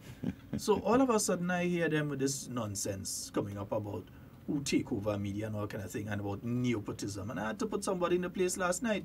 This nonsensical talk about nepotism and nepotism and all this sort of nonsense and so on. We live on an island of just about 100,000 people. Sometimes, most of the time, we don't even have 100,000 people on the island because we like to travel. I'm sure each of us knows somebody right now that either in the UK or the US or gone down Trinidad to do something, or in another country or in Canada. We are never really around 100,000, but it's 100,000 people that we generally have, right? Including visitors sometimes that we have on the island. You may find that specific times, But there's always a connection. If you check, there's always a connection between people. So if you're going to deny people a job because of who they know, or who they're connected to, or who their family are, or which political party they support, then we have to hire people from outside of Grenada to do every job in Grenada. Because everybody's related to somebody somehow. He might not be blood related, but we might have go to the same school. So you're going to say, okay, I hire him because he come from the same school as me? Or he from the same village? Or he from the same parish? Or his family and my family are some kind of pumpkin vine relation? Or some relative of mine is married to some relative of his? If we're speaking about this sort of thing, we have to be sensible. As I said last night, we're not in the United States where you're speaking of a population of over 300 million people, so you have a large pool that you could work with. You're speaking of Grenada, where you're speaking of 100,000 people, and then remember a significant proportion of those people are children and elderly. So your portion of people that you have that can actually work is less. So you have to basically turn over, if it's, Yeah, and if it's a specialist area, then you're speaking of even a smaller pool of people that you have to work with. Handful. Because then you're speaking of people who specialize in that particular area who are unemployed and seeking work. Are you going to say not going to hire a person because a person is a supporter of the NNP? Are you going to not hire a person because you say the person, well, okay, that person knows Sheldon Scott and that person related to Sheldon Scott, so I'm not going to hire the person? It's absolute nonsense. If the person is qualified and capable and competent of doing the job, so be it. I say let the person do the job. I don't care who they support and that kind of thing. If the person is competent, the person is capable, they can handle a job, let them do it. But you see, you have to be sensible to be able to reason like that. You can't be an intellectual retard who just parrots everything that somebody tell you to parrot. You have to have a certain level of reasoning and understanding to be able to have those discussions and understanding. You can't be a parrot. But that's what some of them are, parrot. Some of them eat parrot. You know what I say? Eat That's parrot. all they do. Yeah. That's all they just blah, blah, blah, blah. Yeah, good morning, Sheldon. Good morning, my friend. Good morning, Devon. How are everything? Right, we good? Yeah, but Sheldon Devon, Mr. Steele was speaking about the climate change and smart city. One everything that I think, which I think they discussed already, the old abandoned building in Narongtong, that could be, there's a hazard, it could be a hazard to people. I did it, you should demolish all them old buildings and clean up the city, because at any moment this building could follow and damage people. I do believe that as we speak about the climate smart city, let us get rid of all them old abandoned buildings that serving no purpose around town, clean up some. And Brother Devon, as you always speaking about, sometimes people just forget what they did. Right? You have people that was working and under NDC at the time, and they were still doing the other job.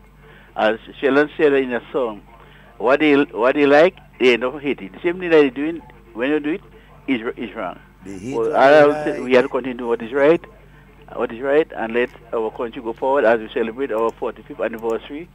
I pray that God bless our nation and give us many more years and prosperous years, and as we go forward to build. I pray that God and the people of Grenada we live in one and unite and be in unity. So God bless you all. You all have a wonderful day, and you all enjoy your Independent Day. Thank you very much, sir.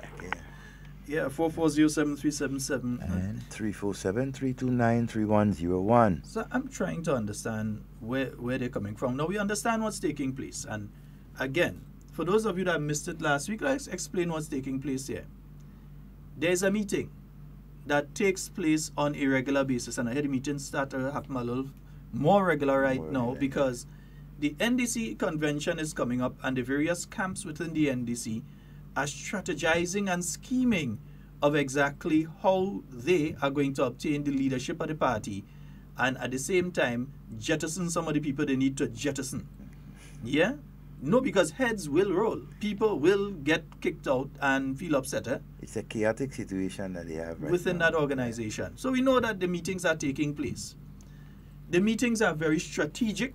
They include a former leader of the party and others that are meeting on a regular basis. And what they're meeting to do is to strategize not only how to revive the NDC, but how to undermine the governance of the country under the new national party.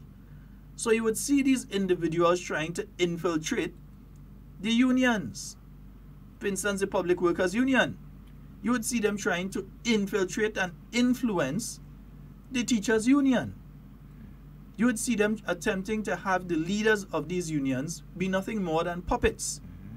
See, weak leadership too within these organizations like union will give rise to those things. Nothing more than marionettes behind, just playing with the people as puppets, because they want to see if they can. They look at the tourism sector. They realize Grenada is on the up and up when it comes to the tourism sector. We're winning awards regionally and internationally when it comes to tourism. Regionally and internationally, for facilities, for management, for as a destination, we're winning awards, and we have increased visitors, first-time visitors. We have increased first-time port calls of new vessels coming to Grenada. So we have an increased numbers of yachts coming to stay in Grenada. They feel safe here, yeah. So they want to come here. So we have increased numbers of those sort of things. So they can't challenge the government of Grenada on performance in the tourism sector. They can't, especially if you were to put that up against their period of time in office when you're losing ships, you're losing vessels, things ain't coming, until they actually signed to allow gambling in Grenadian waters on boats to get boats to come. Tell me a lie, because still at the document, the cabinet conclusion. Tell me a lie. Right. That after saying they're against gambling, they sign in the cabinet, they sign a document to allow gambling. Yeah, and they fire people for trying to get, things for that, Yeah. Yeah, and look, at the end of it all, they turn around and sign a secret document, you understand, to allow gambling. Oh, so pathetic. But on top of that, they cannot attack the government of Grenada on economic performance. Grenada is being heralded around the world. Maybe even our aliens listening in and saying we need to try some of that on Mars or wherever. They are being praised. The performance of the Ministry of Finance in Grenada and the Grenadian economy is being praised regionally and internationally. Right now, Grenada is being praised. So they can't attack Grenada on economic performance because the economic indicators are showing improvements, are showing an upward trajectory. Outside another point in time we could talk about when salaries could even be paid on time. Now salaries could be paid early. Earlier. We having the discussion. People might be upset, people might be vexed, and so on in relation to the issue of the pensions. But one thing we show on, while another government did not deal with the issue, this government is dealing with the issue. This government is moving forward when it comes to paying the pensions at the 70%. Not scared. Going forward, moving forward with it, moving forward on it. Despite who want to object and all sorts of things, we moving forward. There may be a discussion taking place in relation to the gratuity. Whether the discussion takes place in the negotiating room where it should and ought to have been taking place, or in the court where the unions decide they want to take it, the bottom line is that a discussion is taking place when none was taking place before. None. Not even the idea, not even the thought. They don't have the moral authority to speak to this administration on the issue of pension and gratuity and workers' benefits, and they can't speak on the economy. So what are they going to speak on? That's the most disastrous topic they could have think about. They jump on agriculture. And I think the problem is that sometimes we don't say the many things that are taking place in agriculture. We don't say of the many fishermen, the local poultry producers, the people who are selling the fruits and vegetables, who have been assisted through the silver sands and who are benefiting through the hotel sector and the increased visitors and so on, who are benefiting by finding markets to sell their produce. Maybe we don't speak about it enough and we don't go along and say enough on it. But there are improvements in the agricultural sector. Yes, it has its challenges as everything else, but there are improvements. They can't speak on infrastructure because remember, these are the same people that used to patch road with concrete, if they patch at all. Yeah, there was no asphalt plant because the asphalt plant was left to rotten. It took $1 million, well, close to $2 million to get the asphalt plant back up and running. But the people who did that are the ones coming now and telling you what plant fig in them pothole and so. The people who did that. So they can't. They have no moral authority to speak to the administration when it comes to infrastructural development. So they have to find other ways and means. So what are they doing? They are attacking the governance structure. If they can control the public workers union, if they can control the teachers union, they are going to try to create an atmosphere, an industrial atmosphere that is acrimonious. A situation where you have a problem where the government is not able to function. Where the person that leaves Carriacou, well, let's say the person that leaves Petit Martinique, so they have to take the boat early in the morning and go down to Carriacou, and then take the boat from Carriacou and come down to Grenada to get some business done at the ministerial complex. When that person goes through that process and they reach down there, it have nobody there. Or sometimes the person had to stay down for 2-3 days. So they've decided that they're going to spend, they have to spend money. I really feel it for people in Petit Martinique with that sometimes. They have to spend that money to come down to get stuff done, and they have to run around to the treasury, and they have to run here, and they have to run there, just to get some basic stuff done. After that person goes through that entire process and so on, they reach down here, that there's nobody there because a strike is on. That's what they want. They want to create that because they want that person in Petit Martinique now to get upset because they find an MP win Petit Martinique the last 2 times. They ain't too liking that. So yeah, even though they sent up the whole Robert clan, they couldn't it couldn't help them. Yeah, Kennedy and Vince, they couldn't help them. Yeah, yeah. But they want now to turn the attitude of those people against the government. How do you do that? You frustrate them. They're looking at the young people and they're seeing new voters. And they decide that if they can frustrate these young people as much as possible, there's a possibility that they can get them over on their side, having a negative view of the government. So push them not to have any sports, push them not to have this, and then have people in the classroom telling the young people negative things about the government, which is why I say you need to speak to your children, you know. You need to speak to your children and let them know what time it is. Yeah? Because there are people that are pushing negative messages in their head on a daily basis. They're directing those messages straight, to the children.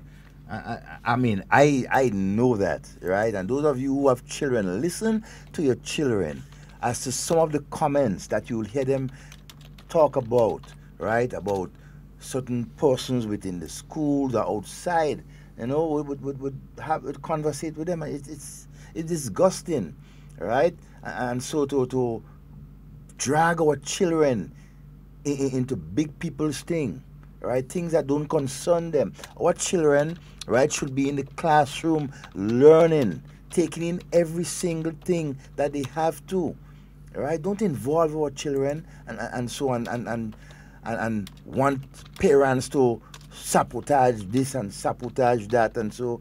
No, we need to listen carefully and pay attention. Some of the messages coming from these people. The plan is to frustrate and aggravate the average Grenadian to the point where those that do support the government will lose their interest in further supporting the administration. That's the plan. That's the strategy that they're working on. To the point of, during the teachers' strike, you had a situation where there were teachers who are perceived, not necessarily that they are, but were perceived to be supporters of the government and the ruling administration. And those teachers had situations where they ended up with deductions because the information that was sent in for them was wrong. And it was purposely done. Because right after that, you had people coming in and say, you see where your government do you? Yeah, look, they cut your salary. And you come, you went to work, but they cut your salary. That was purposely done by individuals within certain positions to help turn those teachers against the administration. You're playing your bad for them. Look what they do you. You're paying your bad for them. Look what they do you. It happened even by people within the public workers section there as well. That they were targeted. They're known supporters. Some of them vocal. They ain't afraid to say what they have to say. They have a constitutional right to do so, so they ain't afraid to say what they have to say. But they were targeted. And they were placed in a position to try and get them upset with the administration. All of that is part of the strategy that they're using. They have decided that, look, you can't challenge the New National Party on tourism, so we have to affect the tourism figures. So when you're calling a march, call it during a time that you have a cruise ship. Call it during a time that you have a set of visitors. Because you have your schedule, you can see. Call it during those times. Let us give Grenada a bad image out there. So that less people are going to come, the government going to get less income, they're going to be able to do less, and they must fall. Then we go get the opportunity to come in. That is the sort of thing that these individuals are sitting there and plotting and planning. Sheldon, they operate best in chaotic situations. Yeah. You have, for instance, the issue with housing. So you have the housing situation. Every MP can tell you, and even people who are not MPs can tell you, that one of the main issues in Grenada right now is the issue of housing. Most people that would message me, inbox me, or see me on the street and so it's, how can I get some assistance to get some material? Or how can I get some assistance to get one of the houses that are being constructed and so. And you know what's happening? They're hoping that they can affect that too, They're hoping they can affect that. Same people that gave up 1,000 of them. Are the same people that are trying to affect this entire thing right now. So what are they doing? They're trying to undermine. Yeah? Can we slow down this thing? So that election could come up and they ain't finish them house and them. That's what they're doing. They went as far. They are individuals. There are individuals who had the same mindset. I'm being very careful what I say here. There are individuals who have the same mindset. That if you throw your mind back a little bit, went in Carriacou and burned the truck on the construction site. They burned down a whole truck and an excavator it was on the site in Carriacou last year. Because their intention is to slow it to hell down. That's how these individuals think.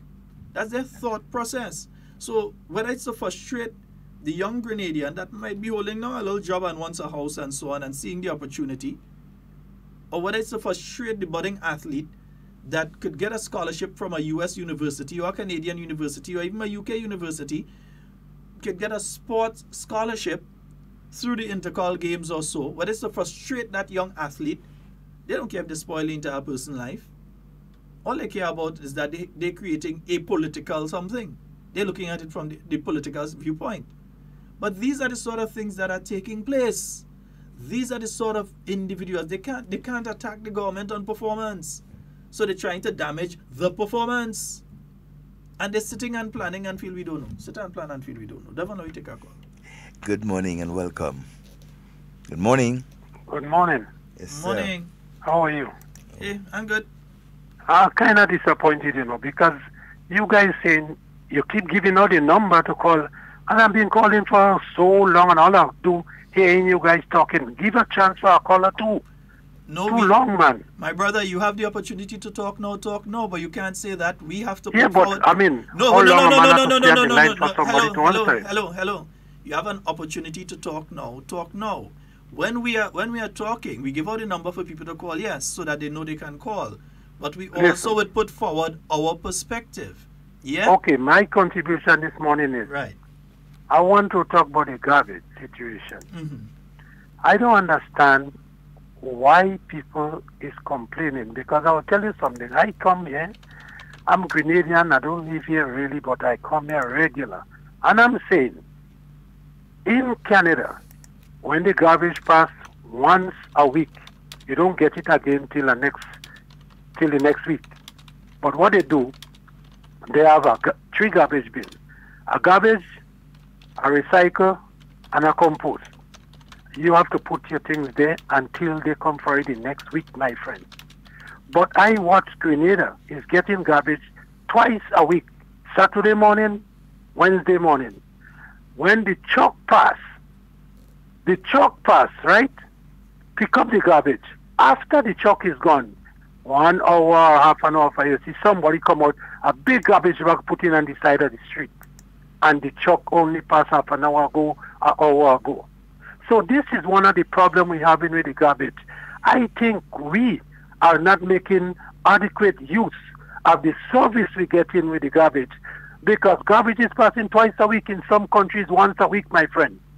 So I don't understand what I'm hearing about this and that. People have adequate time to put the garbage for the truck to take it. You know what they're doing? They're coming behind the house where it have a ravine, and everything they pelt it down there. So I think people are abusing. They're doing things according to what I heard you guys say just now, on purpose, just to give whosoever bad name. So what I want you guys to do is to tell Grenadians, use the garbage system and we wouldn't have so much pollution. Thank you very much and have a good day. Thank you very much, my friend. No, I don't agree with you. No, you cannot. And this is the problem that a lot of us have. You cannot take a U.S. policy and try to apply it to Grenada. The U.S. is a different climate. Things decompose at a slower rate in the United States. You have places in the United States right now minus 30-something degrees. You think anything going on rot in that? No, freeze. You think anything going on rot? How could you try to take that same concept and use it in a Caribbean territory where temperature averages somewhere around 32, 33 degrees, as much as 36 degrees and 38 when pressure 38 degrees Celsius we go up to. So you cannot simply take a methodology that's used in the United States, and because it's used in the United States and you spend time in the United States, or it's used in Canada and you spend time in Canada, and they come twice a week and they have their places where they go and they separate the garbage and that sort of thing. So they have their organic matter one place, and they have their facilities outside of the properties that you have your organic matter and you have your wood chips or whatever to get out your organic matter. You have your paper one place and you have your bottle one place and you have your cans one place. You can't take that same system and say that it applies in Grenada at this point in time. Number one, this is not a place that is planned out to say that you have these wide roads and everybody have your garbage bin in front and all this kind of thing. Some areas, like one of the areas I'm speaking about in Grand Anse, you have a bunch of people that are living on the hill that have to walk down the hill with the garbage and deposit it into a common area. We can't say that, oh, it's just the timing and so on. You have to look at different aspects. This is the Caribbean region. Things decompose faster in tropical climate, and especially in this dry season, it's going to be decomposing even faster. You can't expect people to keep this stuff twice a week. So you're saying that somebody had a garbage in their house Thursday, it must be Thursday, Friday, Saturday, Sunday until Tuesday, twice a week. It makes no sense in the tropical climate. It can work in the Arctic. Nothing ain't going on. Nothing ain't rusting. It ain't rotten. It ain't anything. It could stay there until summer. Nothing. It ain't getting a smell. You can't even smell. That's staying right there. Minus 20 something degrees. Even if it's around 3 and 4 degrees, that ain't rotten. But there's the Caribbean, and this is the problem I have. Many of us, we take the concepts that are used in the United States, the wider world, and we try to apply those concepts to our little island, not understanding that, one, our culture is different, our climate is different, our circumstances is different, our infrastructure is different. So you cannot apply the same methodology that you use in continental United States or continental Europe or even continental Africa. You cannot apply the same methodology that you use in those places in our country. Until we understand that, then we'd start coming up with solutions to some of the issues that we have. Serious solutions. So while it sounds nice, yeah, they just pick it up twice a day. That's over there. There's Grenada. There's Grenada. You have people in some of those places, and not Grenadians, but you have people in some of those places and bathe when they're ready. That's wipe off. We have to bathe every day. That's why we always vex when they do our water, which reminds me, conserve water. Yeah. And oh yeah, so somebody said Canada. Yeah, Canada. Well, Canada is even worse. Canada is worse than the United States when it comes to the temperature and that kind of thing. So we cannot apply those things to here. This is Grenada. All right, and we have to understand that. Yeah, it's a whole different, concept, that to different way we do things here in Grenada. We eat differently. Mm-hmm. You understand? And that's the thing. You go to New York City right now. To the back of the buildings, they have the dumpster. Oh yes, huge dumpsters right there. They have the dumpster. You could go to the back of the buildings in town. No. Look at the block where everybody's was. That block of buildings there, where Foodland and all kind of thing is there. That's the entire block. Where you find in an area now to put a dumpster behind some of these places that there? One place you could put dumpsters to collect garbage, and that's parking area in the back of Foodland. Parking area. The Frenchie's Mall area there, where you gonna put it? You can't. Even the market. That whole block with Frenchie's Mall going right back over to St. John Street. Yeah, around. Where you want to put it? Yeah, the other block that's right across from that, they're now next, over from everybody's where CID used to be British American. It has to be a different concept. So we have, our infrastructure is different, our climate is different, so we have to have a different approach. Yeah? Nice. So we have to be careful with that, instead of just taking the thing and trying to apply it to the Grenada situation. So I got a message there a while ago too that St. Andrew Southwest, they have their oil down thing and culture thing and all of that taking place this afternoon from 1 till 6 at the Union Playing Field. So Union Playing Field this afternoon from 1 till 6, St. Andrew Southwest, they out there. Yeah. Man, watch, when I tell you, and let me just tell you about that. When you go to Union and you look at the amount of pots and the size of pots of oil long, man, I think he almost could feed the whole of St. Andrews. And I mean, it's a good event that I really want to encourage persons around the area in the southwest, around Grenville. They say, just take the bus, get there, take a drive up, bring the family and eat some good oil long. You have all different types of oil long up there. It's an annual something, and man, it's a bomb. Trust me.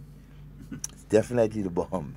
Yeah. 4407377. That's 4407377. 347-329-3101. Give us a call. Be part of the independence conversation. Or you might have something else that you want to discuss. Yeah. And so, but don't forget, feel free. It have people that sitting and don't find that you don't see them. And with this one since March 13 last year, I don't see him. And this one and with that one, I find they meeting. I could have tell all with the meeting and I will hold it back. And you see, the thing is, with me, because no one area does change. No, of course, knowing these guys and them, they do. But when you don't hearing these guys, and I always say it, when you're not hearing or seeing them, don't believe that they are not operating. They are there. That is how that is the whole modus operandi. That's how they operate. Silent, they go dead, right? And then they start to destabilize. That's how they do. They operate best in chaotic situations. You see how they pop up the head in the last couple of months, with a couple of them making different statements from the PRO to General Sec and so? Because government and the unions, they're at an impasse right now when it comes to gratuity. Right? So they figure that's a way for them to slip in and infiltrate the union leadership. The unions have an election just now, and you're going to realize very soon, no matter days or weeks. You're going to see certain people pushing certain agenda on the ground, but watch them closely. And when you watch them closely, just start to remember something. This time last year, Weather was jumping up. Weather was jumping up last year this time. Yeah? Okay, remember it had a set of people last year this time was there, some NNP going out of office. Yeah. They coming in office. Yeah, 12-3, some are saying 14-1. Yeah. You understand? When we come in, what we going to do, and how we going to do this, and everything. Starting to send chat for people? Yeah. They will wait. And they will do that? They have another 20 odd years to wait. Perhaps to see a seat in Parliament. You still seeing that time, do you? I don't think that. No, I mean to see a seat in Parliament, you know. By that time, they may... Parliament, and I can go up there and take a picture and send it for one of them. I could go and post it. Or if the speaker they like my Facebook page, I could go and take some pictures of the seats in Parliament and post it. That's the only way to go see us. Or if the speaker allows us, we go and unhinge one, put it outside, take a photo of it, put one of them sit on it and take a photo of it in Parliament. That's the best we can do for them. Other than that, the Grenadian people have totally rejected you all guys in the last 2 elections. Damn. You know, I realize something. Ooh. Time to go. Yeah. Folks. Oh, dear. Yeah, time kind of caught up on us then. Sneaky. We forgot today is Tuesday, so we had the post-cabinet press briefing before. Yeah. And now hard talk. So, folks, that's all the time we have for today. It's been wonderful being here. And whatever you say and do it safe and secure. I want to be speaking to and with you. And not about you. All right. Tomorrow morning, just a program note, we should be having... Nadma in with us. That should be some interesting discussion and so on. I'm not sure if they're going to be spending the entire program, but they'll be in tomorrow with us. All right? So that's just a program note, and we'll give you some more information about what will be taking place Friday. Remember, several independence activities. The children, I know some of them are out today with their flags and their colors, although some people call them clown. Some of the children are out with their flags and their colors and so on today. Some will be out tomorrow and so on. And then we want everybody to come out on Thursday to the Grenada National Stadium. I think it's from 4 p.m. You could come from about 2-3 and thing and... Lots of food to eat. Food and thing and visit the village and so on, And the real thing itself. Hey, right? Depot, I think is Mr. Prudhomme. That's a wild guess. You would have been alive at the time, so I would have been only around 9 around there. I think it was Mr. Prudhomme. I wasn't even alive, so that question is enough for me. Who was the Minister of Tourism in 1974? In 1974. Yeah, you good with that one already. I wasn't even alive. I was not even alive. Anyhow. Yeah, so folks, that's all the time we have. We are out of here. Peace. The pride and joy of a nation is its flag. Its colors and arrangement makes it significant and stunningly beautiful. On Wednesday, February 6th, it's National Colors Day. Every proud Grenadian is asked to deck off in clothing highlighting the colors of our flag. Whether you are dressed for work, daily routines, or casual engagements, showcase the true Grenadian spirit. Every ministry, every department, and all workplaces are encouraged to join in. National Colors Day, Wednesday, February 6th, 2019. Endorsed by the National Celebrations Committee. Our people, our colors, our day. On Wednesday, February 6th, National Colors Day. On Snapchat, but me want see the wine in a real life. The party bad from my rich inside this session. I drunk already because I had some stress and I take some shots. But the amount I take really touch the spot. But remember, on the 6th of February, we touch down Cowpen Big Yard, gonna get Sheldon till building fell down. And remember, we have $1,000 giveaway for the biggest and the baddest crew because this is the launch of the big bad tune called Run With It First Fete, and you don't know the whole place gonna get turned over. We run with everything. Remember, it's me, alongside Beanie Man, alongside Farmer Nappy, alongside Valine, alongside Leadneck, Lava man, you don't know the whole place gonna get shell. Mr. Killer say so. Party bad. I had some stress. So take some shots. The amount I take. Really touch the spot. What? Man, don't try to tie me up. I love Grenada the most. Wednesday, February the 6th, our fete. Red, green, yellow, Cowpen, big yard. It's going to be mad. Salute. Laberman, the real mad one. Fly the Joan. Independence celebration. You can't trust people. Madam Ba. Grenada, he is coming. Yes, now. Live from Kingston, Jamaica. Who got the keys to my bima? Who am I? The undisputed king of dancehall. From the king of the dancehall. Come into the Cowpen to be part of our 45th Independence celebration. We are celebrating life. Our colors, our fete, the night before the holiday. Let's go to the Cowpen, Wednesday, 6th February. Beanie Man. Get your limited $30 early bird tickets now at major ticket outlets nationwide.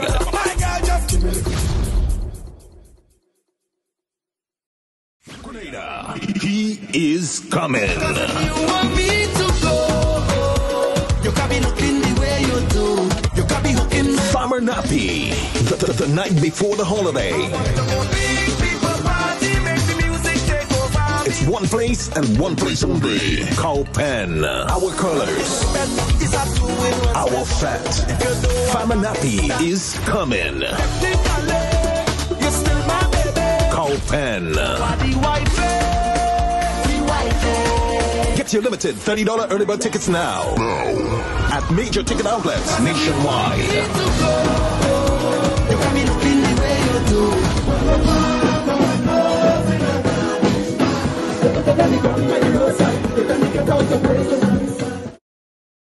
On the stroke of midnight, it's February 7th. It's our nation's birthday. It's time for the biggest celebration in our nation's history as we celebrate the 45th anniversary of our independence. Folks from all walks of life from all over Grenada will head on down to the Carriacou James Athletic Stadium from 12 p.m. It's the Made in Grenada Expo, a showcase of locally produced goods and services offered on display. As you enter the Independence Village, experience steel band music, big drop dancers from Carriacou, Tambu Bamboo, Shortney, Jab Malasi, poetry, singing, live music, Solid the Band, everything Grenadian. At 3:30 p.m. military parade onto the Carriacou James Athletic Stadium, followed by the Independence Rally, cultural pieces, Prime Minister's address, one fun-filled afternoon, not to be missed. Organize your rides, your buses, your motorcade, and head on down to the Carriacou James Athletic Stadium, Thursday, February 7th, celebrating under the theme, building resilience and enhancing social and economic transformation.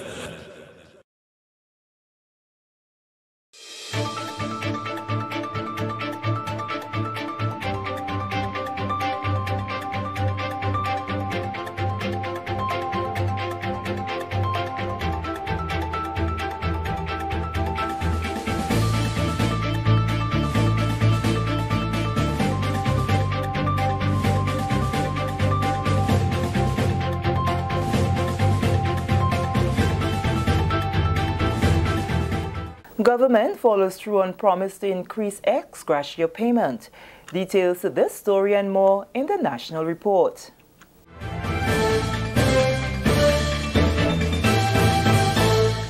Welcome back with the news for Monday, February 4th, 2019. I am Sherry Ann Noel. Government makes good on its promise of an increase in ex gratia payments to a minimum of $350 from January 2019. Daily paid workers who have given 15 years of continuous service to the government and have reached the age of retirement now have some extra money in their coffers. 280 pensioners fall in that category. Accountant General Mrs. Quinta Charles says the payment, which will be made monthly, began at the end of January. This commitment has resulted in an increase in payment for 280 pensioners. And previously, the calculation for this payment would have been based on the daily rate of pay and the amount of years continuous service. However, With this minimum of $350 that we have now implemented, this has resulted in an increase of around $44,000 per month payment to these 280 individuals, and annually about $500,000. Ms. Charles says the 280 pensioners have also benefited from the 4% increase that other public servants received at the end of January. In addition to the increase of $350, which these 280 persons received at the end of January, we also increased that amount by the 4% increase that all persons would have received from January 2019. So these individuals, in fact, received $364 in January and going forward. She says government maintains its commitment to the people of the country. There is no resilience without teamwork. The words of Catholic Bishop Clyde Harvey, who addressed Sunday's 45th Independence Anniversary Ecumenical Service under the theme Building Resilience, Enhancing Social and Economic Transformation. The service was held at the Anglican Church in St. George's. The Catholic bishop says resilience requires teamwork and collaboration in order for it to be effective, and he charged the leaders of government to be more effective team players in leading a resilient state. But if we're talking resilience, we are talking team. We are talking working together. We are talking never thinking that this is my game and my game alone, and who not in the game with me out. It is a call to build a team, and I've always thanked my coach for that. And I think anybody who knows any sport that is worthwhile knows that that is one of the things that you learn from a good coach, the importance of being able to work as a team.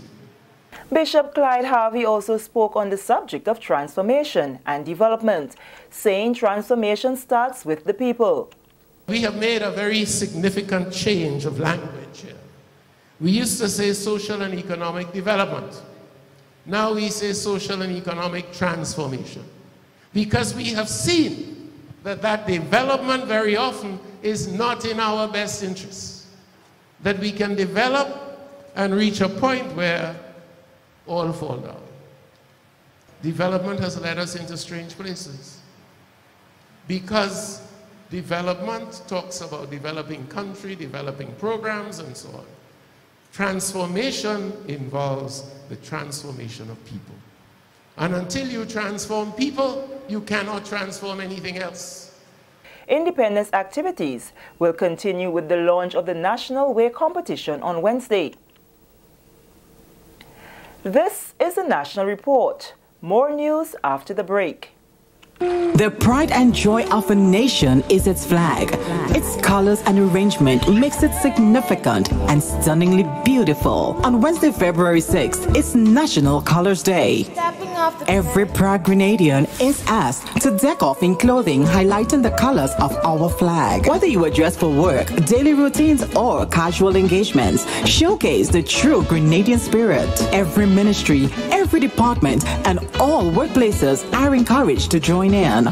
National Colors Day, Wednesday, February 6, 2019. Endorsed by the National Celebrations Committee. Our people, our colors, our day. On Wednesday, February 6, National Colors Day.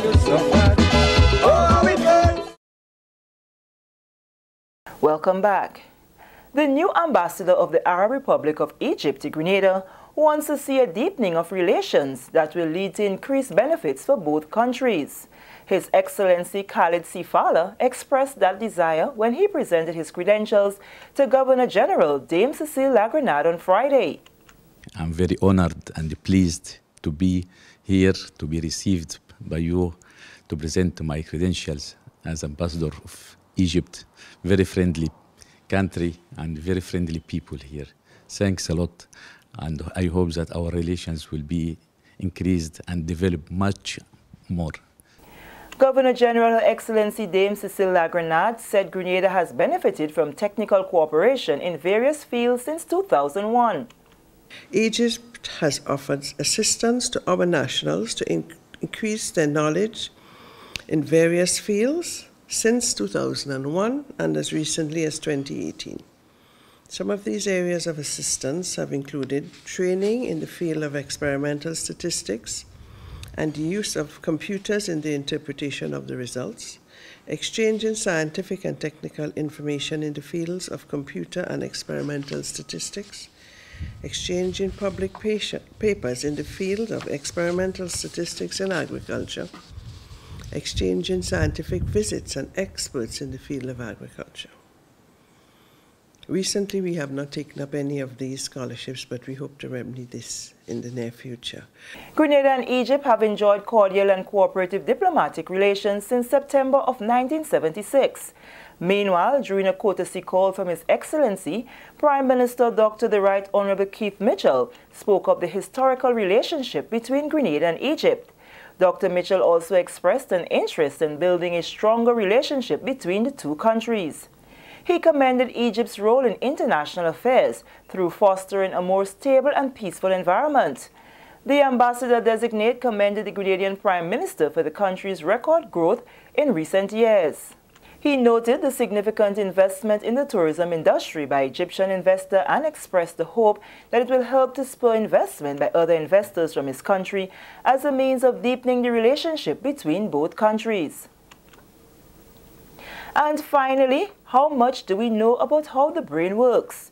15 finalists will face each other in the grand finale on March 16th at the St. George's University, following the completion of the zonal round of competition. The winner will represent Grenada at the international level of the competition. Details from Annette Moore. A nerve cell is also called a soma. That's incorrect. A neuron? That is correct. This is the 10th year of the competition. The zonal competitions began on January 9th at the J.W. Fletcher Memorial Catholic School, moving on to the Grenada Boys Secondary School and ending at Westmoreland Secondary last Wednesday, January 23rd. This year, 6 participants instead of 3 advanced from each zonal competition to the finals.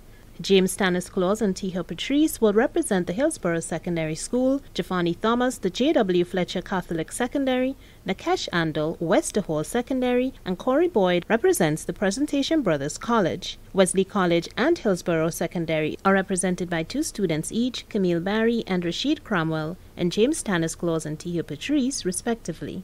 The Westmoreland Secondary and the Grenada Boys Secondary School each have 4 representatives, the highest number per school overall. Representing Westmoreland Secondary are Akiba Keaton Bain, Nafisa Bahayat, Eli Zerpa, and Naomi Danshrud.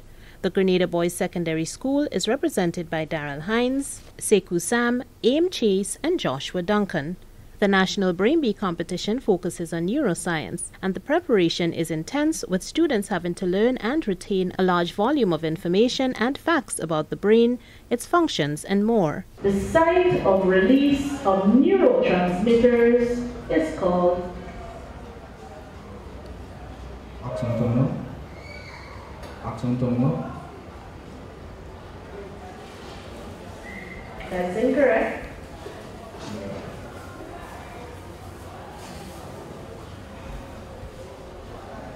Synapse. That is correct.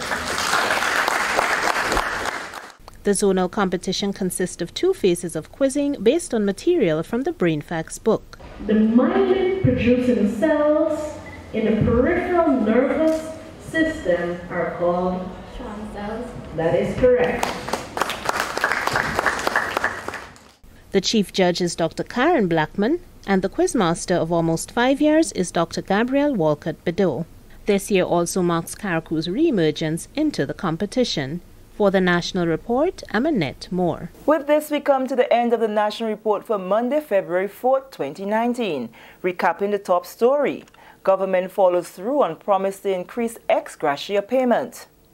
I am Sherry Noel.